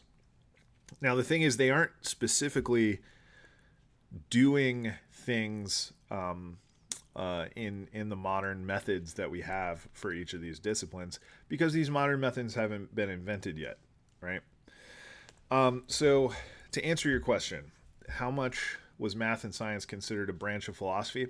It wasn't considered a branch of philosophy because philosophy didn't have branches yet. It was just all kind of one big soupy mix of speculation. And as each of these disciplines becomes more clarified, they gradually become their own science, right? So, for example, Aristotle wrote a lot about biology, right, and a lot about observing the natural world. As those lines of inquiry became more and more definite and more established, you start to get biology as its own sort of branch of science that is no longer necessarily philosophical, but is rather scientific, right? So philosophy deals with ambiguous problems, and its methods are even under, like, part of what makes philosophy is that its methods are highly controversial. In other words, philosophers don't agree about how to do philosophy. And once you begin to agree on a method and it becomes pretty well established, then the discipline stops being philosophy and starts being something else, right? So biology used to be part of philosophy, but as it became more and more settled, the fundamental questions about method, for example, became more and more settled. It stopped being philosophy and started being biology, right? And so you have this thing in history that happens where, in the pre-Socratics, for example, and in a lot of ancient thought, everything is philosophy because nothing has yet been established methodologically, right? So you have the sort of emergence of philosophy and then the gradual sort of breaking off of scientific disciplines. Philosophy never goes away, but science continues to grow and become more definite. Not trying to interrupt. Wanted to say, great answer. Glad this stream popped up. Yeah, I'm glad it popped up for you as well. Happy that answer was satisfying. Yeah, so philosophy is kind of like gives birth to scientific disciplines, but philosophy itself never ultimately or finally gets clarified as to its own methods, because if it did, it would stop being philosophy and start being something else. Okay, what should we do? Got these pre-Socratics going on. Let me pull up a map of the ancient Mediterranean here.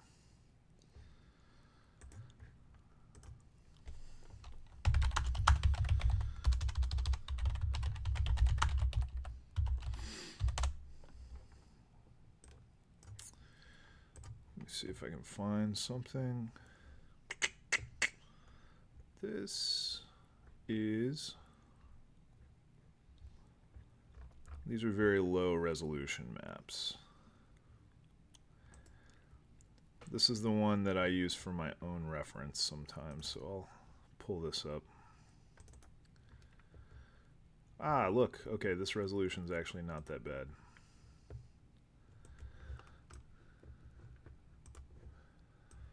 So this is sort of the geography of that is relevant to pre-Socratic philosophy. Over here, you have Ionia is the name of this area, and Miletus specifically is where many people usually like begin thinking about philosophy with Thales.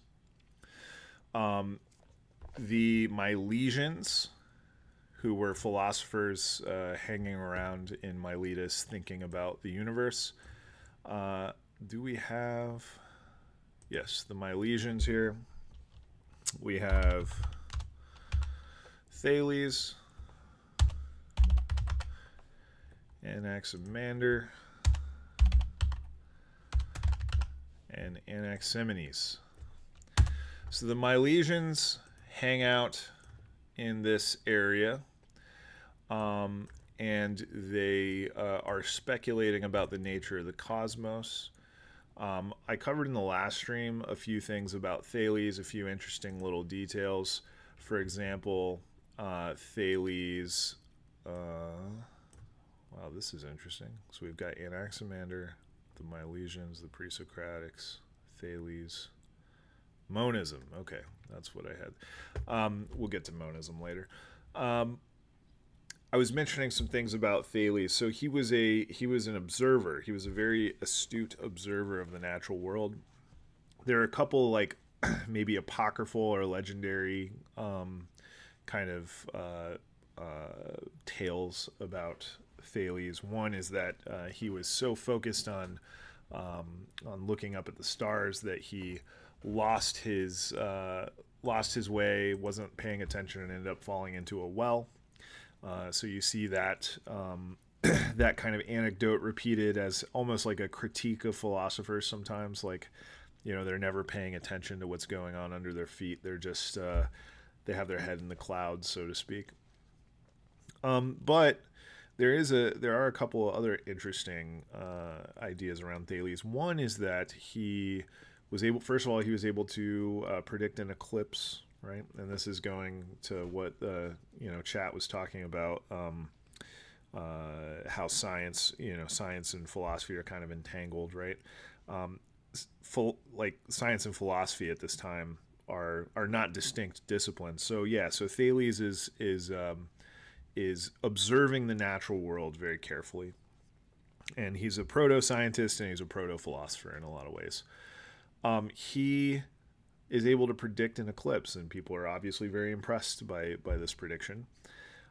But maybe in a sort of a funny story about Thales is that he was able to predict, presumably by paying attention to weather patterns and how they correlate to olive yields. He was able to predict a very high, a very big year for olive crop, basically. And so before the harvest, he bought up all of the olive presses in the area and ended up making a ton of money renting out olive presses. It's either Plato or Aristotle says that this this shows that philosophers could make a lot of money if they wanted to, which I don't know how true that is these days, but then you have someone like Socrates who refuses to be paid for philosophy, right? So anyways, Thales, very interesting character. His view was that everything is water, right? I mean, I'll put this here. We have, let me see if I can find actually the exact fragments, so I'm not just doing this from memory. So we have it in, I know in Aristotle's, do I have, yeah, give me 1 second. I'm going to go grab this book real fast.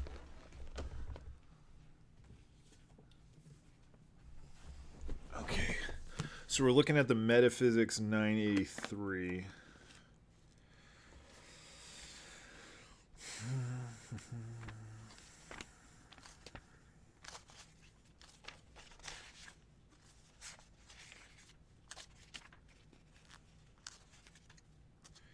Now, Aristotle was one of the first historians of philosophy. So actually in the Metaphysics, he goes through a lot of these pre-Socratic thinkers and tries to sum up their views. And obviously he is doing that for the purpose of showing how they were all inadequate, but his philosophy is going to be correct. But in any case, this is Metaphysics 983.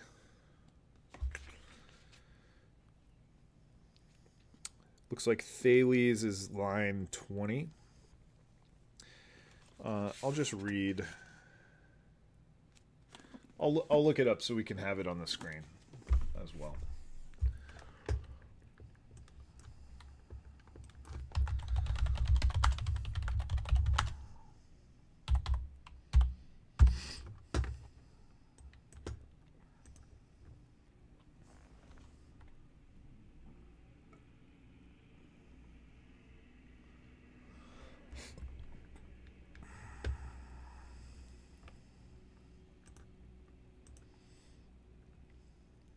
Okay, here we go.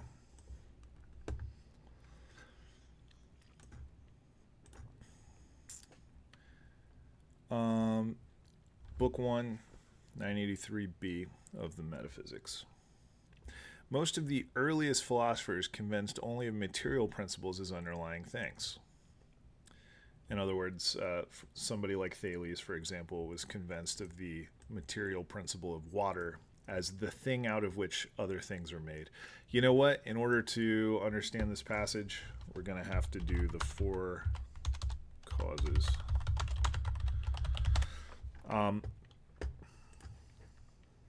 The history of philosophy is very tangled up. You have to constantly be circulating around different points in history to understand what is going on. Looking for a good graphic. This looks decent.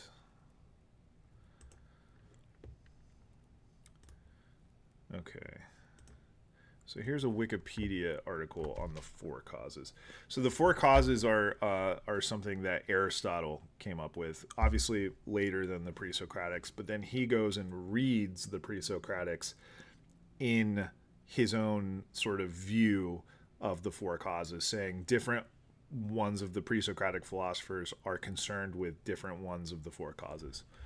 So the 4 causes are 4 explanations, or 4 explanations in Aristotelian thought, categories of questions that explain why something is or exists or changes.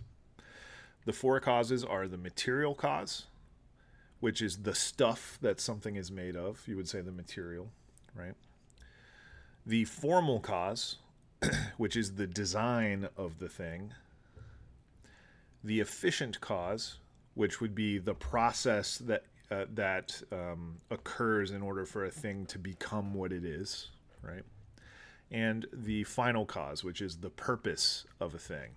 So this illustration here uses the example of a table, right? A table is made of wood, so the wood that the table is made of is the material cause of that table. You say, why does that table exist? Well, because wood exists, right? That would be answering the question, why does a table exist, in terms of its material cause, right? So when you look at the pre-Socratic philosophers, what Aristotle is saying is that the pre-Socratic philosophers are mostly concerned with the material cause of the universe. So in other words, you ask Thales why the universe exists, or what is its cause, and he would say water, because the universe is made of water. Can you say something about your study method? Yeah, I'll get to that in a second. Sure. So Aristotle is saying the pre-Socratics are mostly concerned about the material cause. These other causes, the design of the table is its formal cause. If you think about the form of a thing, why does it have the features and characteristics that it does? Well, we designed the table that way. So the design would be the formal cause of the table. The efficient cause, how did it come to be, right? A carpenter worked on the wood and followed the design to yield the table. And then the final cause is, you would say, like teleology is focused on the final cause. The final cause of a table is dining. What is it for? What is it created for? What is the final purpose of this table? It's so that we can sit around and eat at it, right? So for Aristotle, in order to understand the meaning of a thing, in order to understand all of the sort of aspects of causality, you have to reflect on at least four aspects of it, which is its material cause, its formal cause, its efficient cause, and its final cause. So you'll see that Aristotle, when he's looking back at the pre-Socratics, one of the critiques that he's going to make of them is that they're only focused on the material cause. Some of the pre-Socratics, they're only focused on the material cause, and they neglect these other causes. He will say different of them are focused on different aspects, but like with Thales and the Milesians, especially the guys over here in Miletus, he's going to say they are overly focused on the material cause. Okay, so let's finish going through this. Most of these earliest philosophers conceived only of the material principles as underlying all things. That's what we were just saying. That of which all things consist, from which they first come, and into which their destruction they are ultimately resolved, of which the essence persists, although modified by its affections, that is to say, is an element and principle of existing things. Okay, Thales, here we go. Thales is the founder of this school of philosophy, right? Says that the permanent entity is water, and which is why he also propounded that the earth floats on water. Presumably, he derived this assumption from seeing the nutriment of everything is moist, and the heat itself is generated from moisture and depends upon it from its existence. He derived his assumption then from this, and also from the fact that the seeds of everything have a moist nature, whereas water is the first principle of the nature of moist things. So this is kind of one of the first sort of encapsulations of Thales' philosophy that we see. So I'm going to go ahead and copy this quote, and I'm going to drop it here, and I'm going to link it for my own reference here. Can I? Yeah.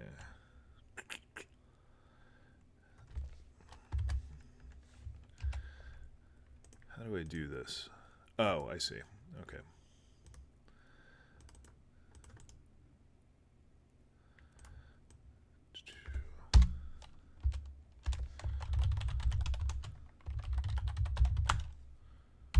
Okay, now I'll talk a little bit about my method here in a second for you.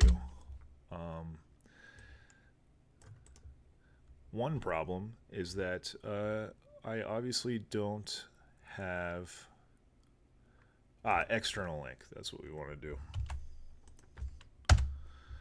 Okay, perfect.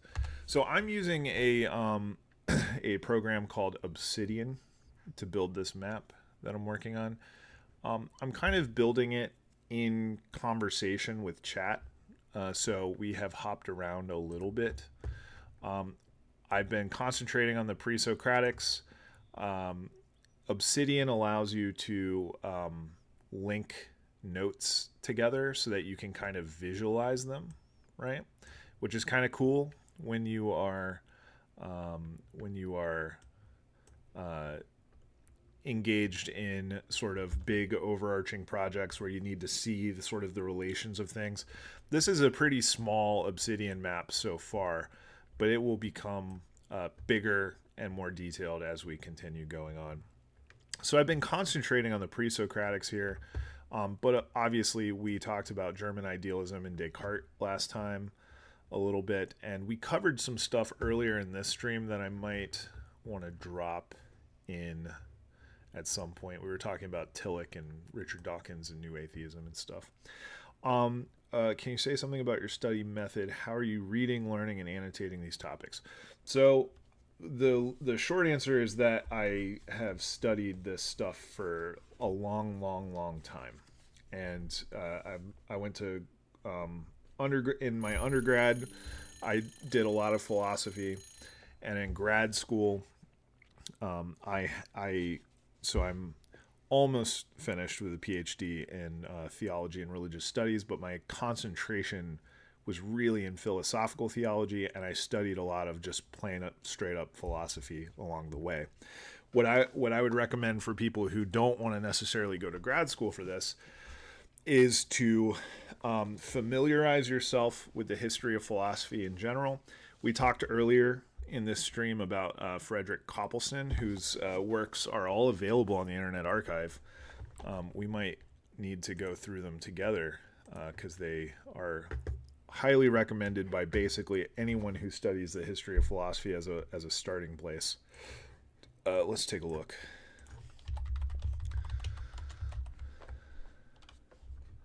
So, Frederick Copleston, if you go to archive.org, you can get all of these histories of Western philosophy available, it seems, freely. There's 9 volumes, right? So if you wanted to start learning philosophy, what you would want to do, first of all, there's no correct way to do this. I'm just telling you what my method would be. To read an overview of at least part of the history of philosophy that intrigues you. Most historians start with the pre-Socratics, so that makes it very easy.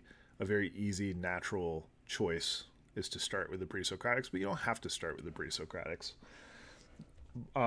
But just get a feel for the history of philosophy. You don't have to read 9 volumes of the history of philosophy. You could just read even like a 20-page article or something, or even just on Wikipedia. Wikipedia is a pretty good place. Let's see if they have. Let's see what Wikipedia has for the history of Western philosophy. Yeah, so you could just read this history of Western philosophy on Wikipedia just to get an idea of the big themes that are going on. You just want to have enough knowledge to be able to go into the primary sources with a little bit of context, right? So you would read something like this article, and if a particular thinker intrigues you, maybe you're reading along and you say, oh, René Descartes sounds interesting, then read the article on René Descartes to get a little understanding of what's going on with him. And then what I would do is after just like a little bit of reading an overview of the history of Western philosophy, and then maybe 1 or 2 thinkers that you find interesting in particular, then you would want to turn to the primary sources. And the primary sources, I'm looking around for my copy of Descartes' Meditations. Well, I don't see it, but actually this is a good example for Plato. You would Hackett, you can't really see. Hackett produces really good editions of philosophical works that are fairly cheap if you want to read it in a hardcover, I guess.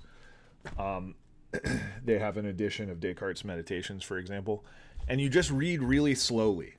And you read really slowly, and you annotate the text with your questions, with connections that you have, with thoughts that you've had, or things that have come up in other philosophers that you've read. And you really just keep doing that. You keep, for me at least, you keep oscillating between reading primary text really carefully and then trying to situate it within a sort of historical narrative, right? Now, and what you'll find when you do this is that the primary texts are always way more interesting than what historians can say. Historians necessarily have to speak in some level of abstraction in order to, give a narrative. You have to gloss over some details. But whenever you start reading a primary text, you'll find that it's always weirder, more interesting, more surprising than what the history of philosophy will give you. But reading sort of secondary sources on the history of philosophy and trying to form an overview of an understanding of the history of philosophy gives you context for those primary texts to be surprising and interesting to you, right? If you didn't know anything about philosophy at all and you decided you just wanted to pick up Spinoza and start reading Spinoza without any context, you could do that and you could probably get a lot of interesting insight out of it, but it would really help you to understand a little bit, just even a little bit about modern philosophy. It would help you to understand a little bit about Descartes in order for you to understand where Spinoza is coming from, and in order for his work to make more sense to you, in order for that to be more rewarding. I know some people are very adamant about like only read primary texts when you're starting out. I don't really share that view. I think reading primary text is the most important part, but I think developing a kind of narrative of the history of philosophy is super helpful for being able to approach those texts productively.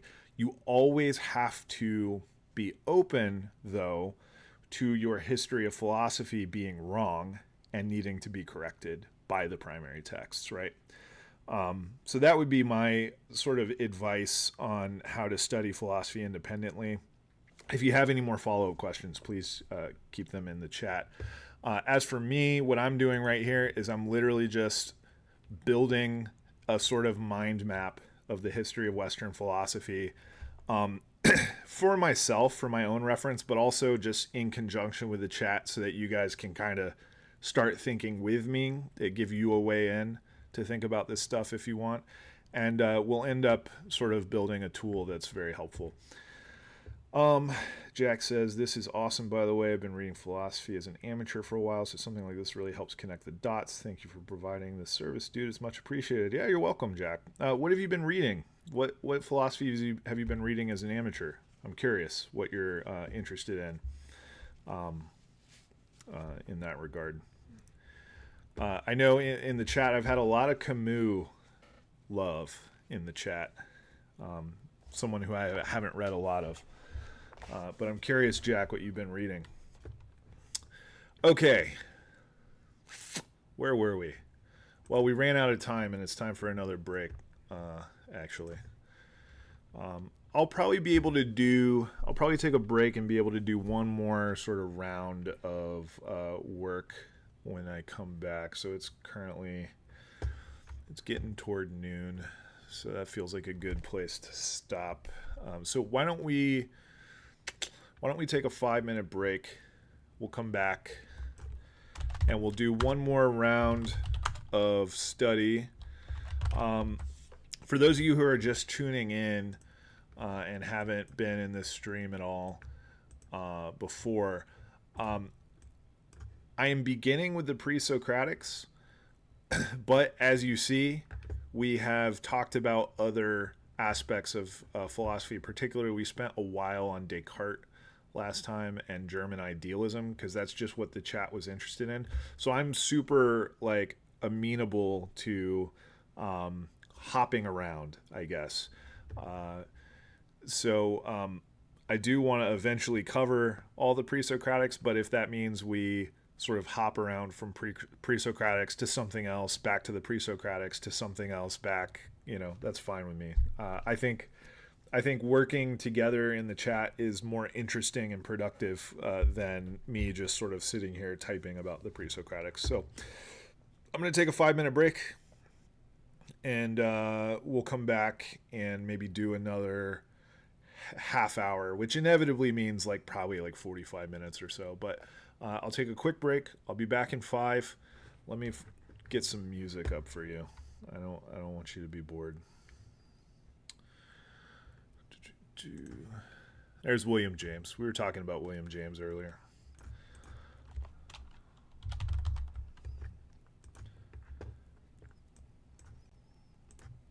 Let's do something happy. Let's do happy. This is Icarus by Happy Prescriptions.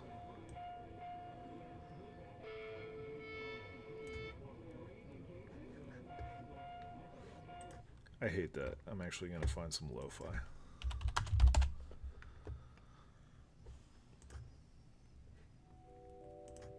Much better. All right.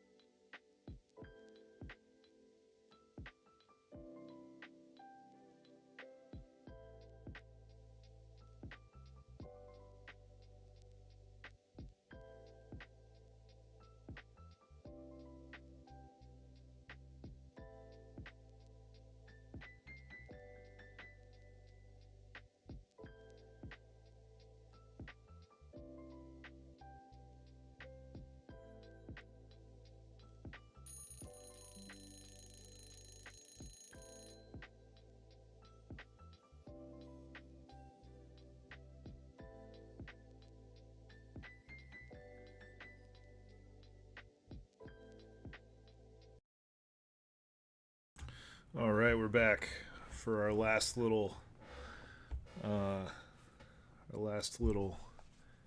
part of the session today.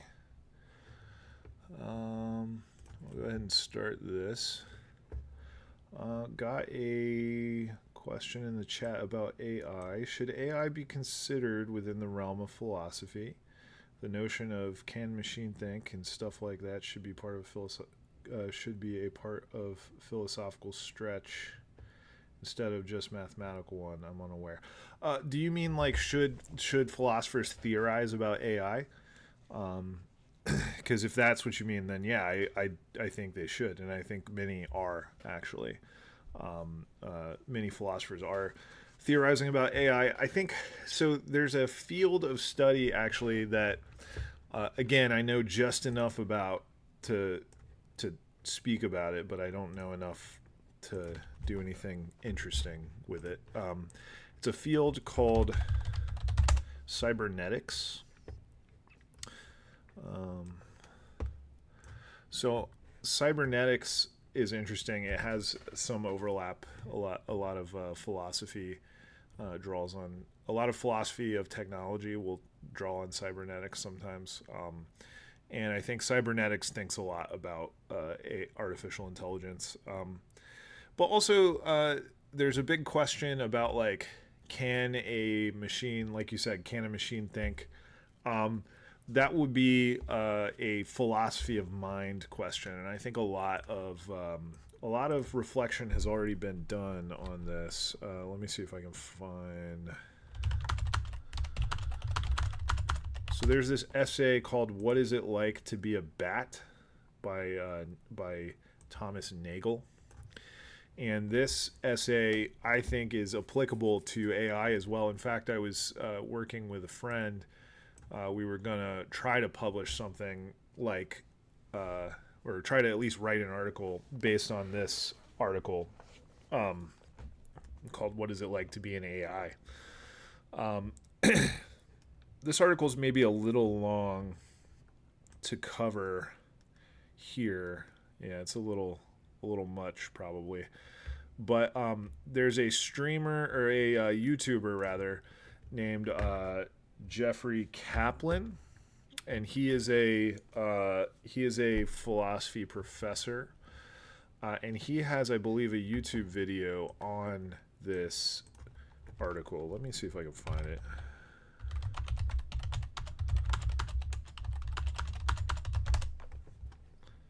Yeah, so this is. I'll drop the link in the chat to Kaplan.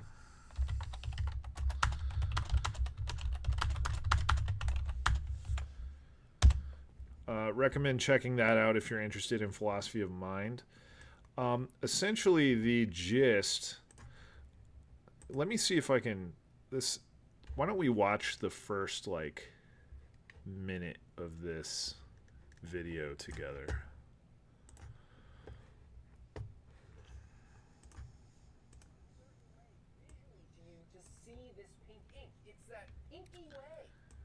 Okay. It feels a certain way visually to you to see this pink ink. It's that inky way. It's pink. Today we're talking about a super fun, super famous 1974 paper by Thomas Nagel. What is it like to be a bat? This paper was published in 1974 in probably the most prestigious academic philosophy journal that exists in the world, the Philosophical Review, and it's one of the most famous philosophy papers written in the 20th century. Every academic philosopher has heard of and has read this paper. What this paper is doing is it's an attack on physicalism. As you'll remember from earlier in the course, physicalism is the theory that everything in the universe is physical. All the stuff is made up of physical stuff, like protons and neutrons and electrons, whatever it is that the science of physics says exists, that's what exists, and nothing else. So, what that means is that the mind, thoughts and beliefs and desires and hopes and sensory experiences and memories, all mental stuff, that's just some physical stuff, according to physicalism. And dualism, as you remember, that was Rene Descartes' view. Dualism is the theory that there's two kinds of stuff in the universe. Sorry, I was muted. We talked about dualism yesterday and today to some extent. Let me skip ahead. Why is there ism for everything? Yeah, so you'll find more isms. Well, basically, the reason you would come up with an ism is to be able to annotate a complicated view very quickly, right? And to be able to name a position, essentially, right? It makes arguing about complicated topics much more convenient, I would say. Let's see here. Explain facts about experience, because physicalist theories, by definition, get away from a particular subjective point of view, and experience or consciousness just is what things are like. Okay, so I'm going to pause it here. The question here, I think, about can AI think? If you're interested in this question, I would recommend checking out this whole video and the idea of the hard problem of consciousness.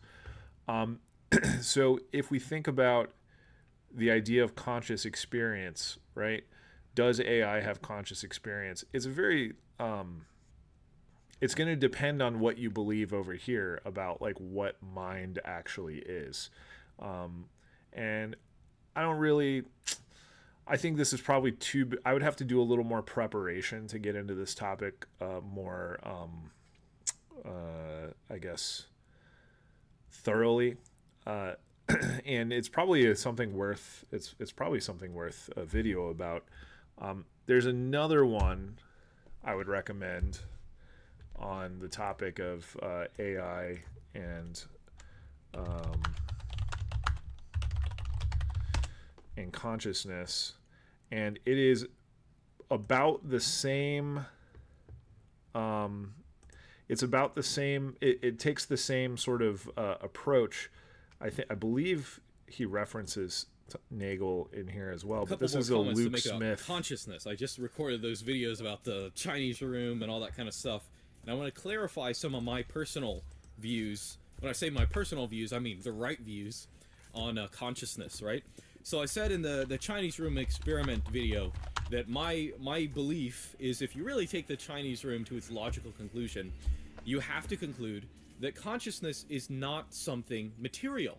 It's not something that emerges from narrowly the material world. And the argument I made for that is I actually have an article on my website. Maybe it's still a draft, but I have an article on my website where I talk about this, where when you have, there's this old argument by David Hume, okay, right, where he says, no matter what factual statements you can have about the world, you can put them all together, but the is statements about the world never become an ought statement. They never become a moral statement. Okay, so he's taking a slightly different track on this, but I think if you look at those two videos, that will give you a lot to think about in terms of the philosophy of mind, and then you can begin to consider the question whether AI could be conscious. I don't think AI is currently conscious. I think it gives the illusion of consciousness to some people. Could it ever become conscious? Maybe. I know that's not a very satisfying answer. Maybe. I think it depends a lot on the I think it depends on the hardware, I guess. Could we get it organic, living, biological hardware? And would that make a difference? I don't know. All right, we got like 15 minutes left here. I am happy to continue on the pre-Socratics a little bit, unless there is any other subject you would rather discuss or talk about.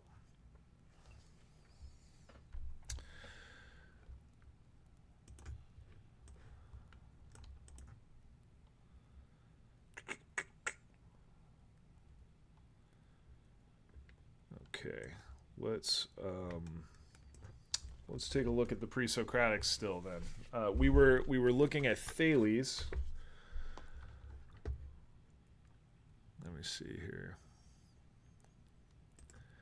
And we looked specifically at Aristotle's sort of summation of Thales in the Metaphysics 983. So Thales, the founder of this school of philosophy that concentrates again on the material cause of things, says the permanent entity is water, which is why he also propounded that the earth floats on water. So Aristotle gives like some reasons that maybe Thales thought about water in this way. I think that's enough for Thales at the moment. Let's move on to Anaximander. Let's see what we can do here.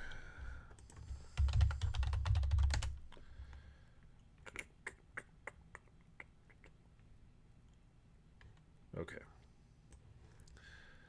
Anaximander was a pre-Socratic Greek philosopher who lived in Miletus, a city of Ionia, which is that coast on modern-day Turkey.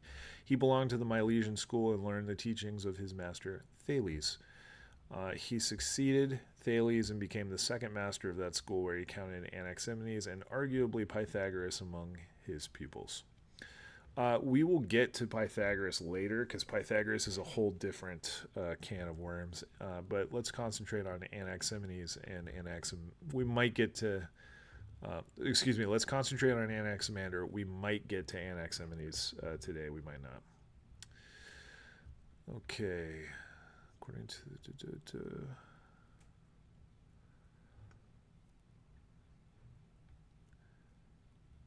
So... early proponent of science. Anaximander had a very similar style of thinking to Thales, but he had a different account of the first principle.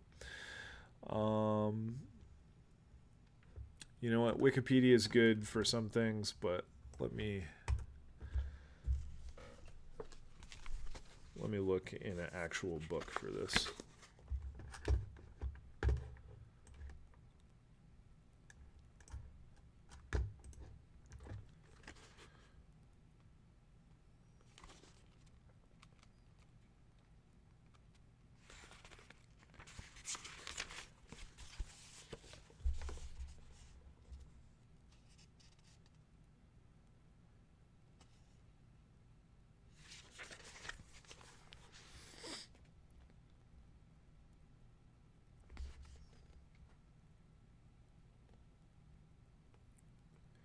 Okay, so Anaximander, he was the source of the idea of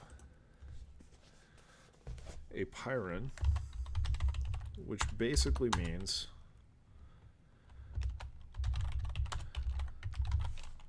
without limits or the infinite, the unbounded.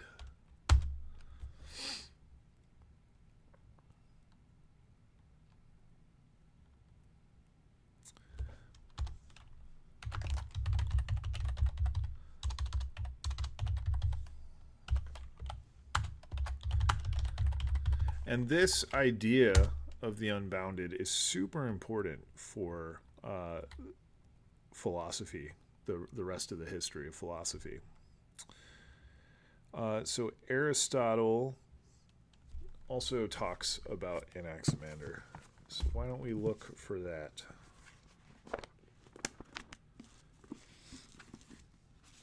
I'm sure it's somewhere around 983.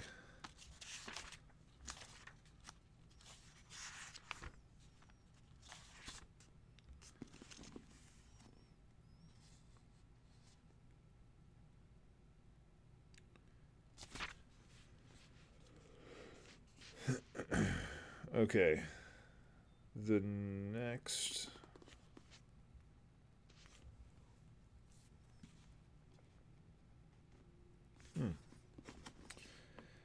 In the Metaphysics, Anaximander does not seem to follow right after. I see Anaximenes.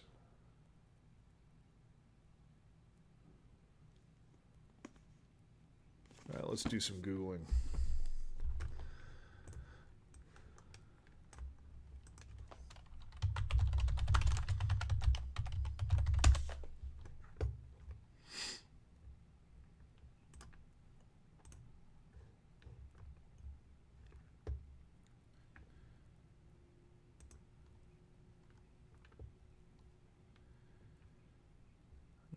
Okay.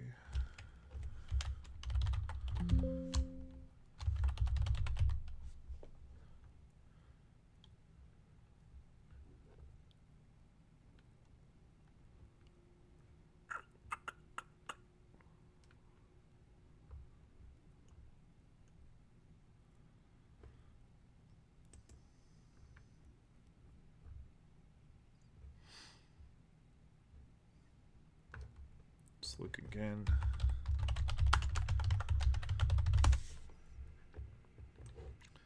This is what happens when you live stream research. Sometimes you're just going to have a couple minutes of dead air.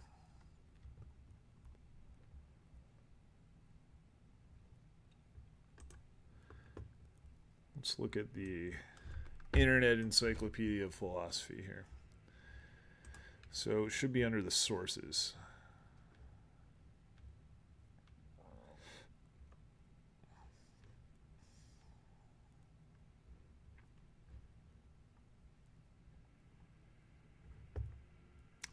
Well, it doesn't give us the, let's see if we have metaphysics. Oh yeah, 983b8. Maybe it escaped my attention. So let's go to 983b8 in the metaphysics.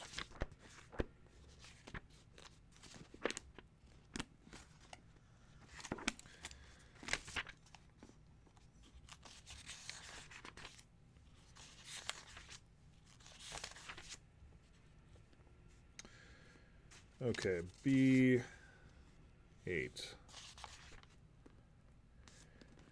Of the first philosophers, then, most thought the principles which were of the nature of matter were the only principles of all things. So that was Aristotle's critique of the pre-Socratics as focusing only on the material cause.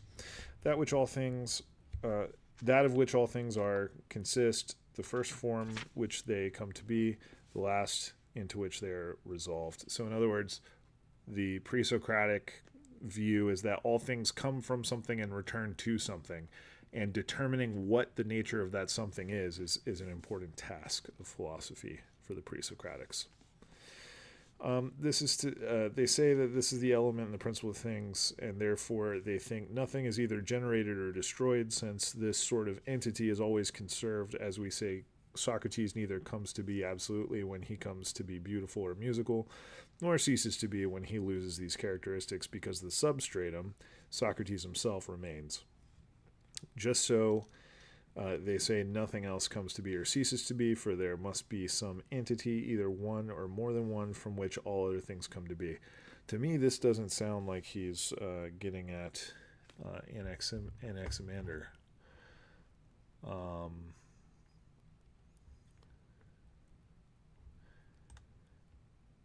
Okay, yeah, he is talking about the arche, though, here. That is what 983b is getting at, is the arche, this principle from which all things come and toward which all things tend.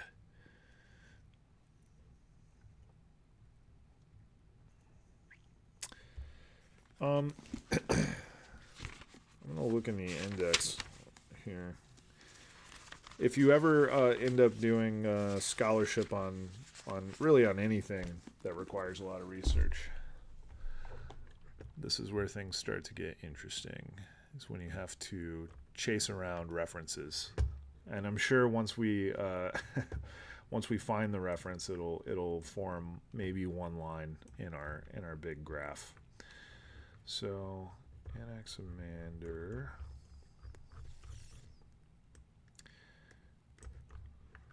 Let's see.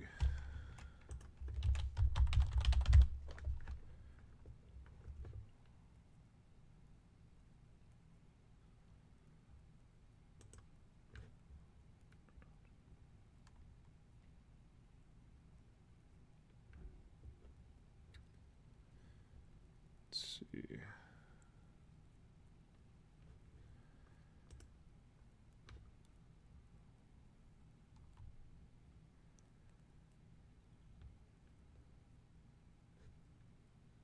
Okay, so it looks like Aristotle only covers Thales and Anaximenes in this section of the Metaphysics, maybe. I mean, I might be wrong on that, but I don't want to read the Metaphysics. I don't want to read this whole section of the Metaphysics on stream word for word, so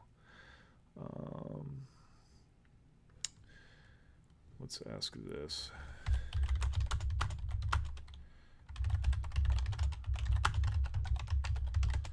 Where do we get information about Anaximander?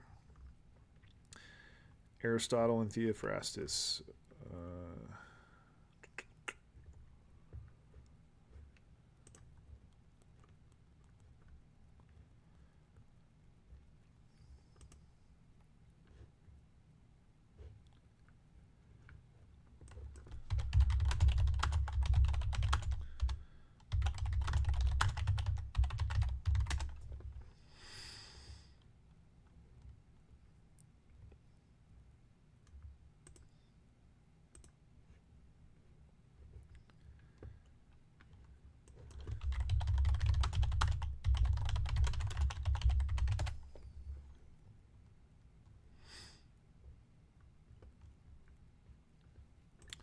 Okay, it looks like it might be in the physics.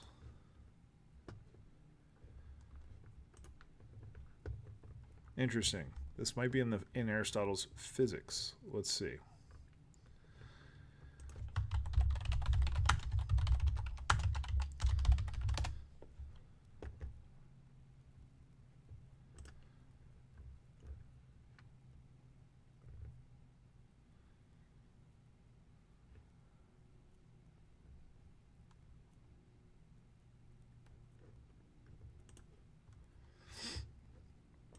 Let's check out the structure of the physics here, and then we'll go to the actual text.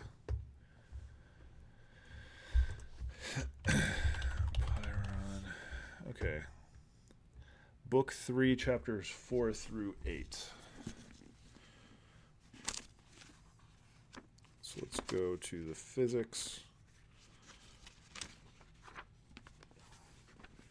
Book 3.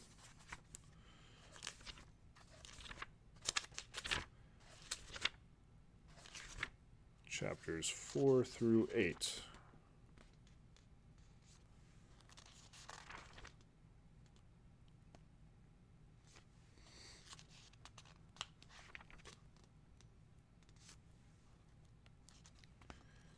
Okay. I think I found something.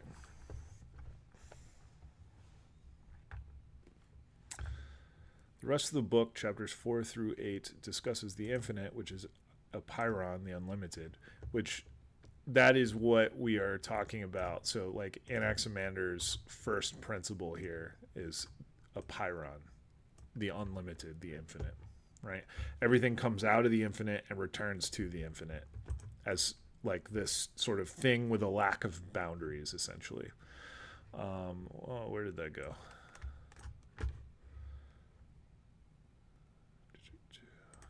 Okay.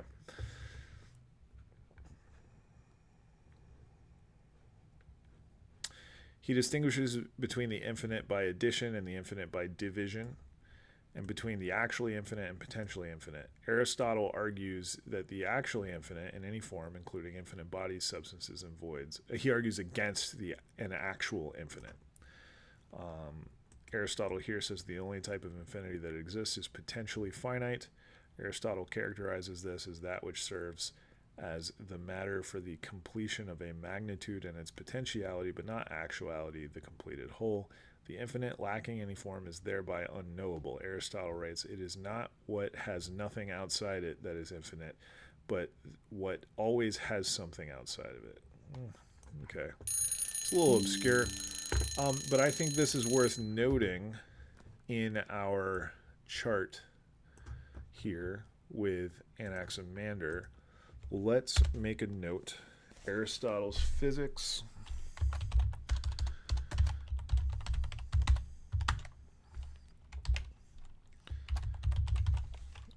That's going to be book 3, chapters 4 through, what did we say, 4 through 8? Is that what's going on here? Yep, 4 through 8. 4 through 8 argues against actual infinity. So I guess the implication here is that Anaximander of Miletus, the pre-Socratic, probably held, according to Aristotle, some sort of view of actual infinity as a first principle, and maybe Aristotle's arguing against him there. All right, that's the thing about doing pre-Socratics, is you're always going to be an ancient philosophy. Pretty much anything before Aristotle, you have to also be studying Aristotle, because he's the source of a lot of this history. So, all right, not bad today. Not bad at all. We have done 2 of the Milesians, Anaximander and Thales. So next time we'll probably need to hit Anaximenes, who is one of my favorites, actually. There's a little more to do with Anaximander because he had a very complex cosmology. So maybe for the next, I'll just go ahead and keep this note. Next philosophy mapping stream, we'll do Anaximander's cosmology, and then we will work on Anaximenes. Anaximenes is probably my favorite of the Milesians. So what's interesting is when you move from Thales, who said everything is water, to Anaximander, Anaximander's first principle is more interesting because it's abstract, the infinite, right? Everything comes from and goes to the infinite, which is obviously, like, it seems obviously to be a more sophisticated principle, right? Water is itself a thing in the universe, so how could everything be a thing that is in the universe, right? Whereas the infinite is not necessarily a thing in the universe. You know what? This is actually connecting back to some of the stuff we did with Tillich earlier. I've got some connections being made here that is interesting. Anyways, what happens when you go from Anaximander to Anaximenes is Anaximenes goes back to kind of an elemental explanation of the genesis of the universe, not in water, but rather in air, right? So in one sense, Anaximenes, almost kind of takes a conceptual step backward insofar as he is going back to elements within the world to explain the world. But what you get in Anaximenes is a very interesting idea of rarefication and condensation, and he gives a mechanism by which things move from air to solid and from solid to air. And I find that whole chain of rarefication very interesting. So we'll get to that on the next stream, which I don't know when the next stream is going to be. It might be later today. It might be tomorrow. It might be later in the week. I don't know. These things are totally random right now. But if there is sufficient interest, maybe I'll start scheduling these. That's it. That's all I have for you today. I've got to run and do some things. Thank you for all your engagement in the chat. This is really, really, really encouraging and a really nice way to study philosophy in conversation with others.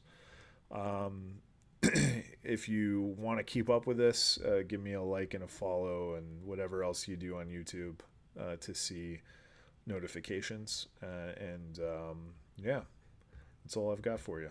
I'll see you guys next time, and y'all take care.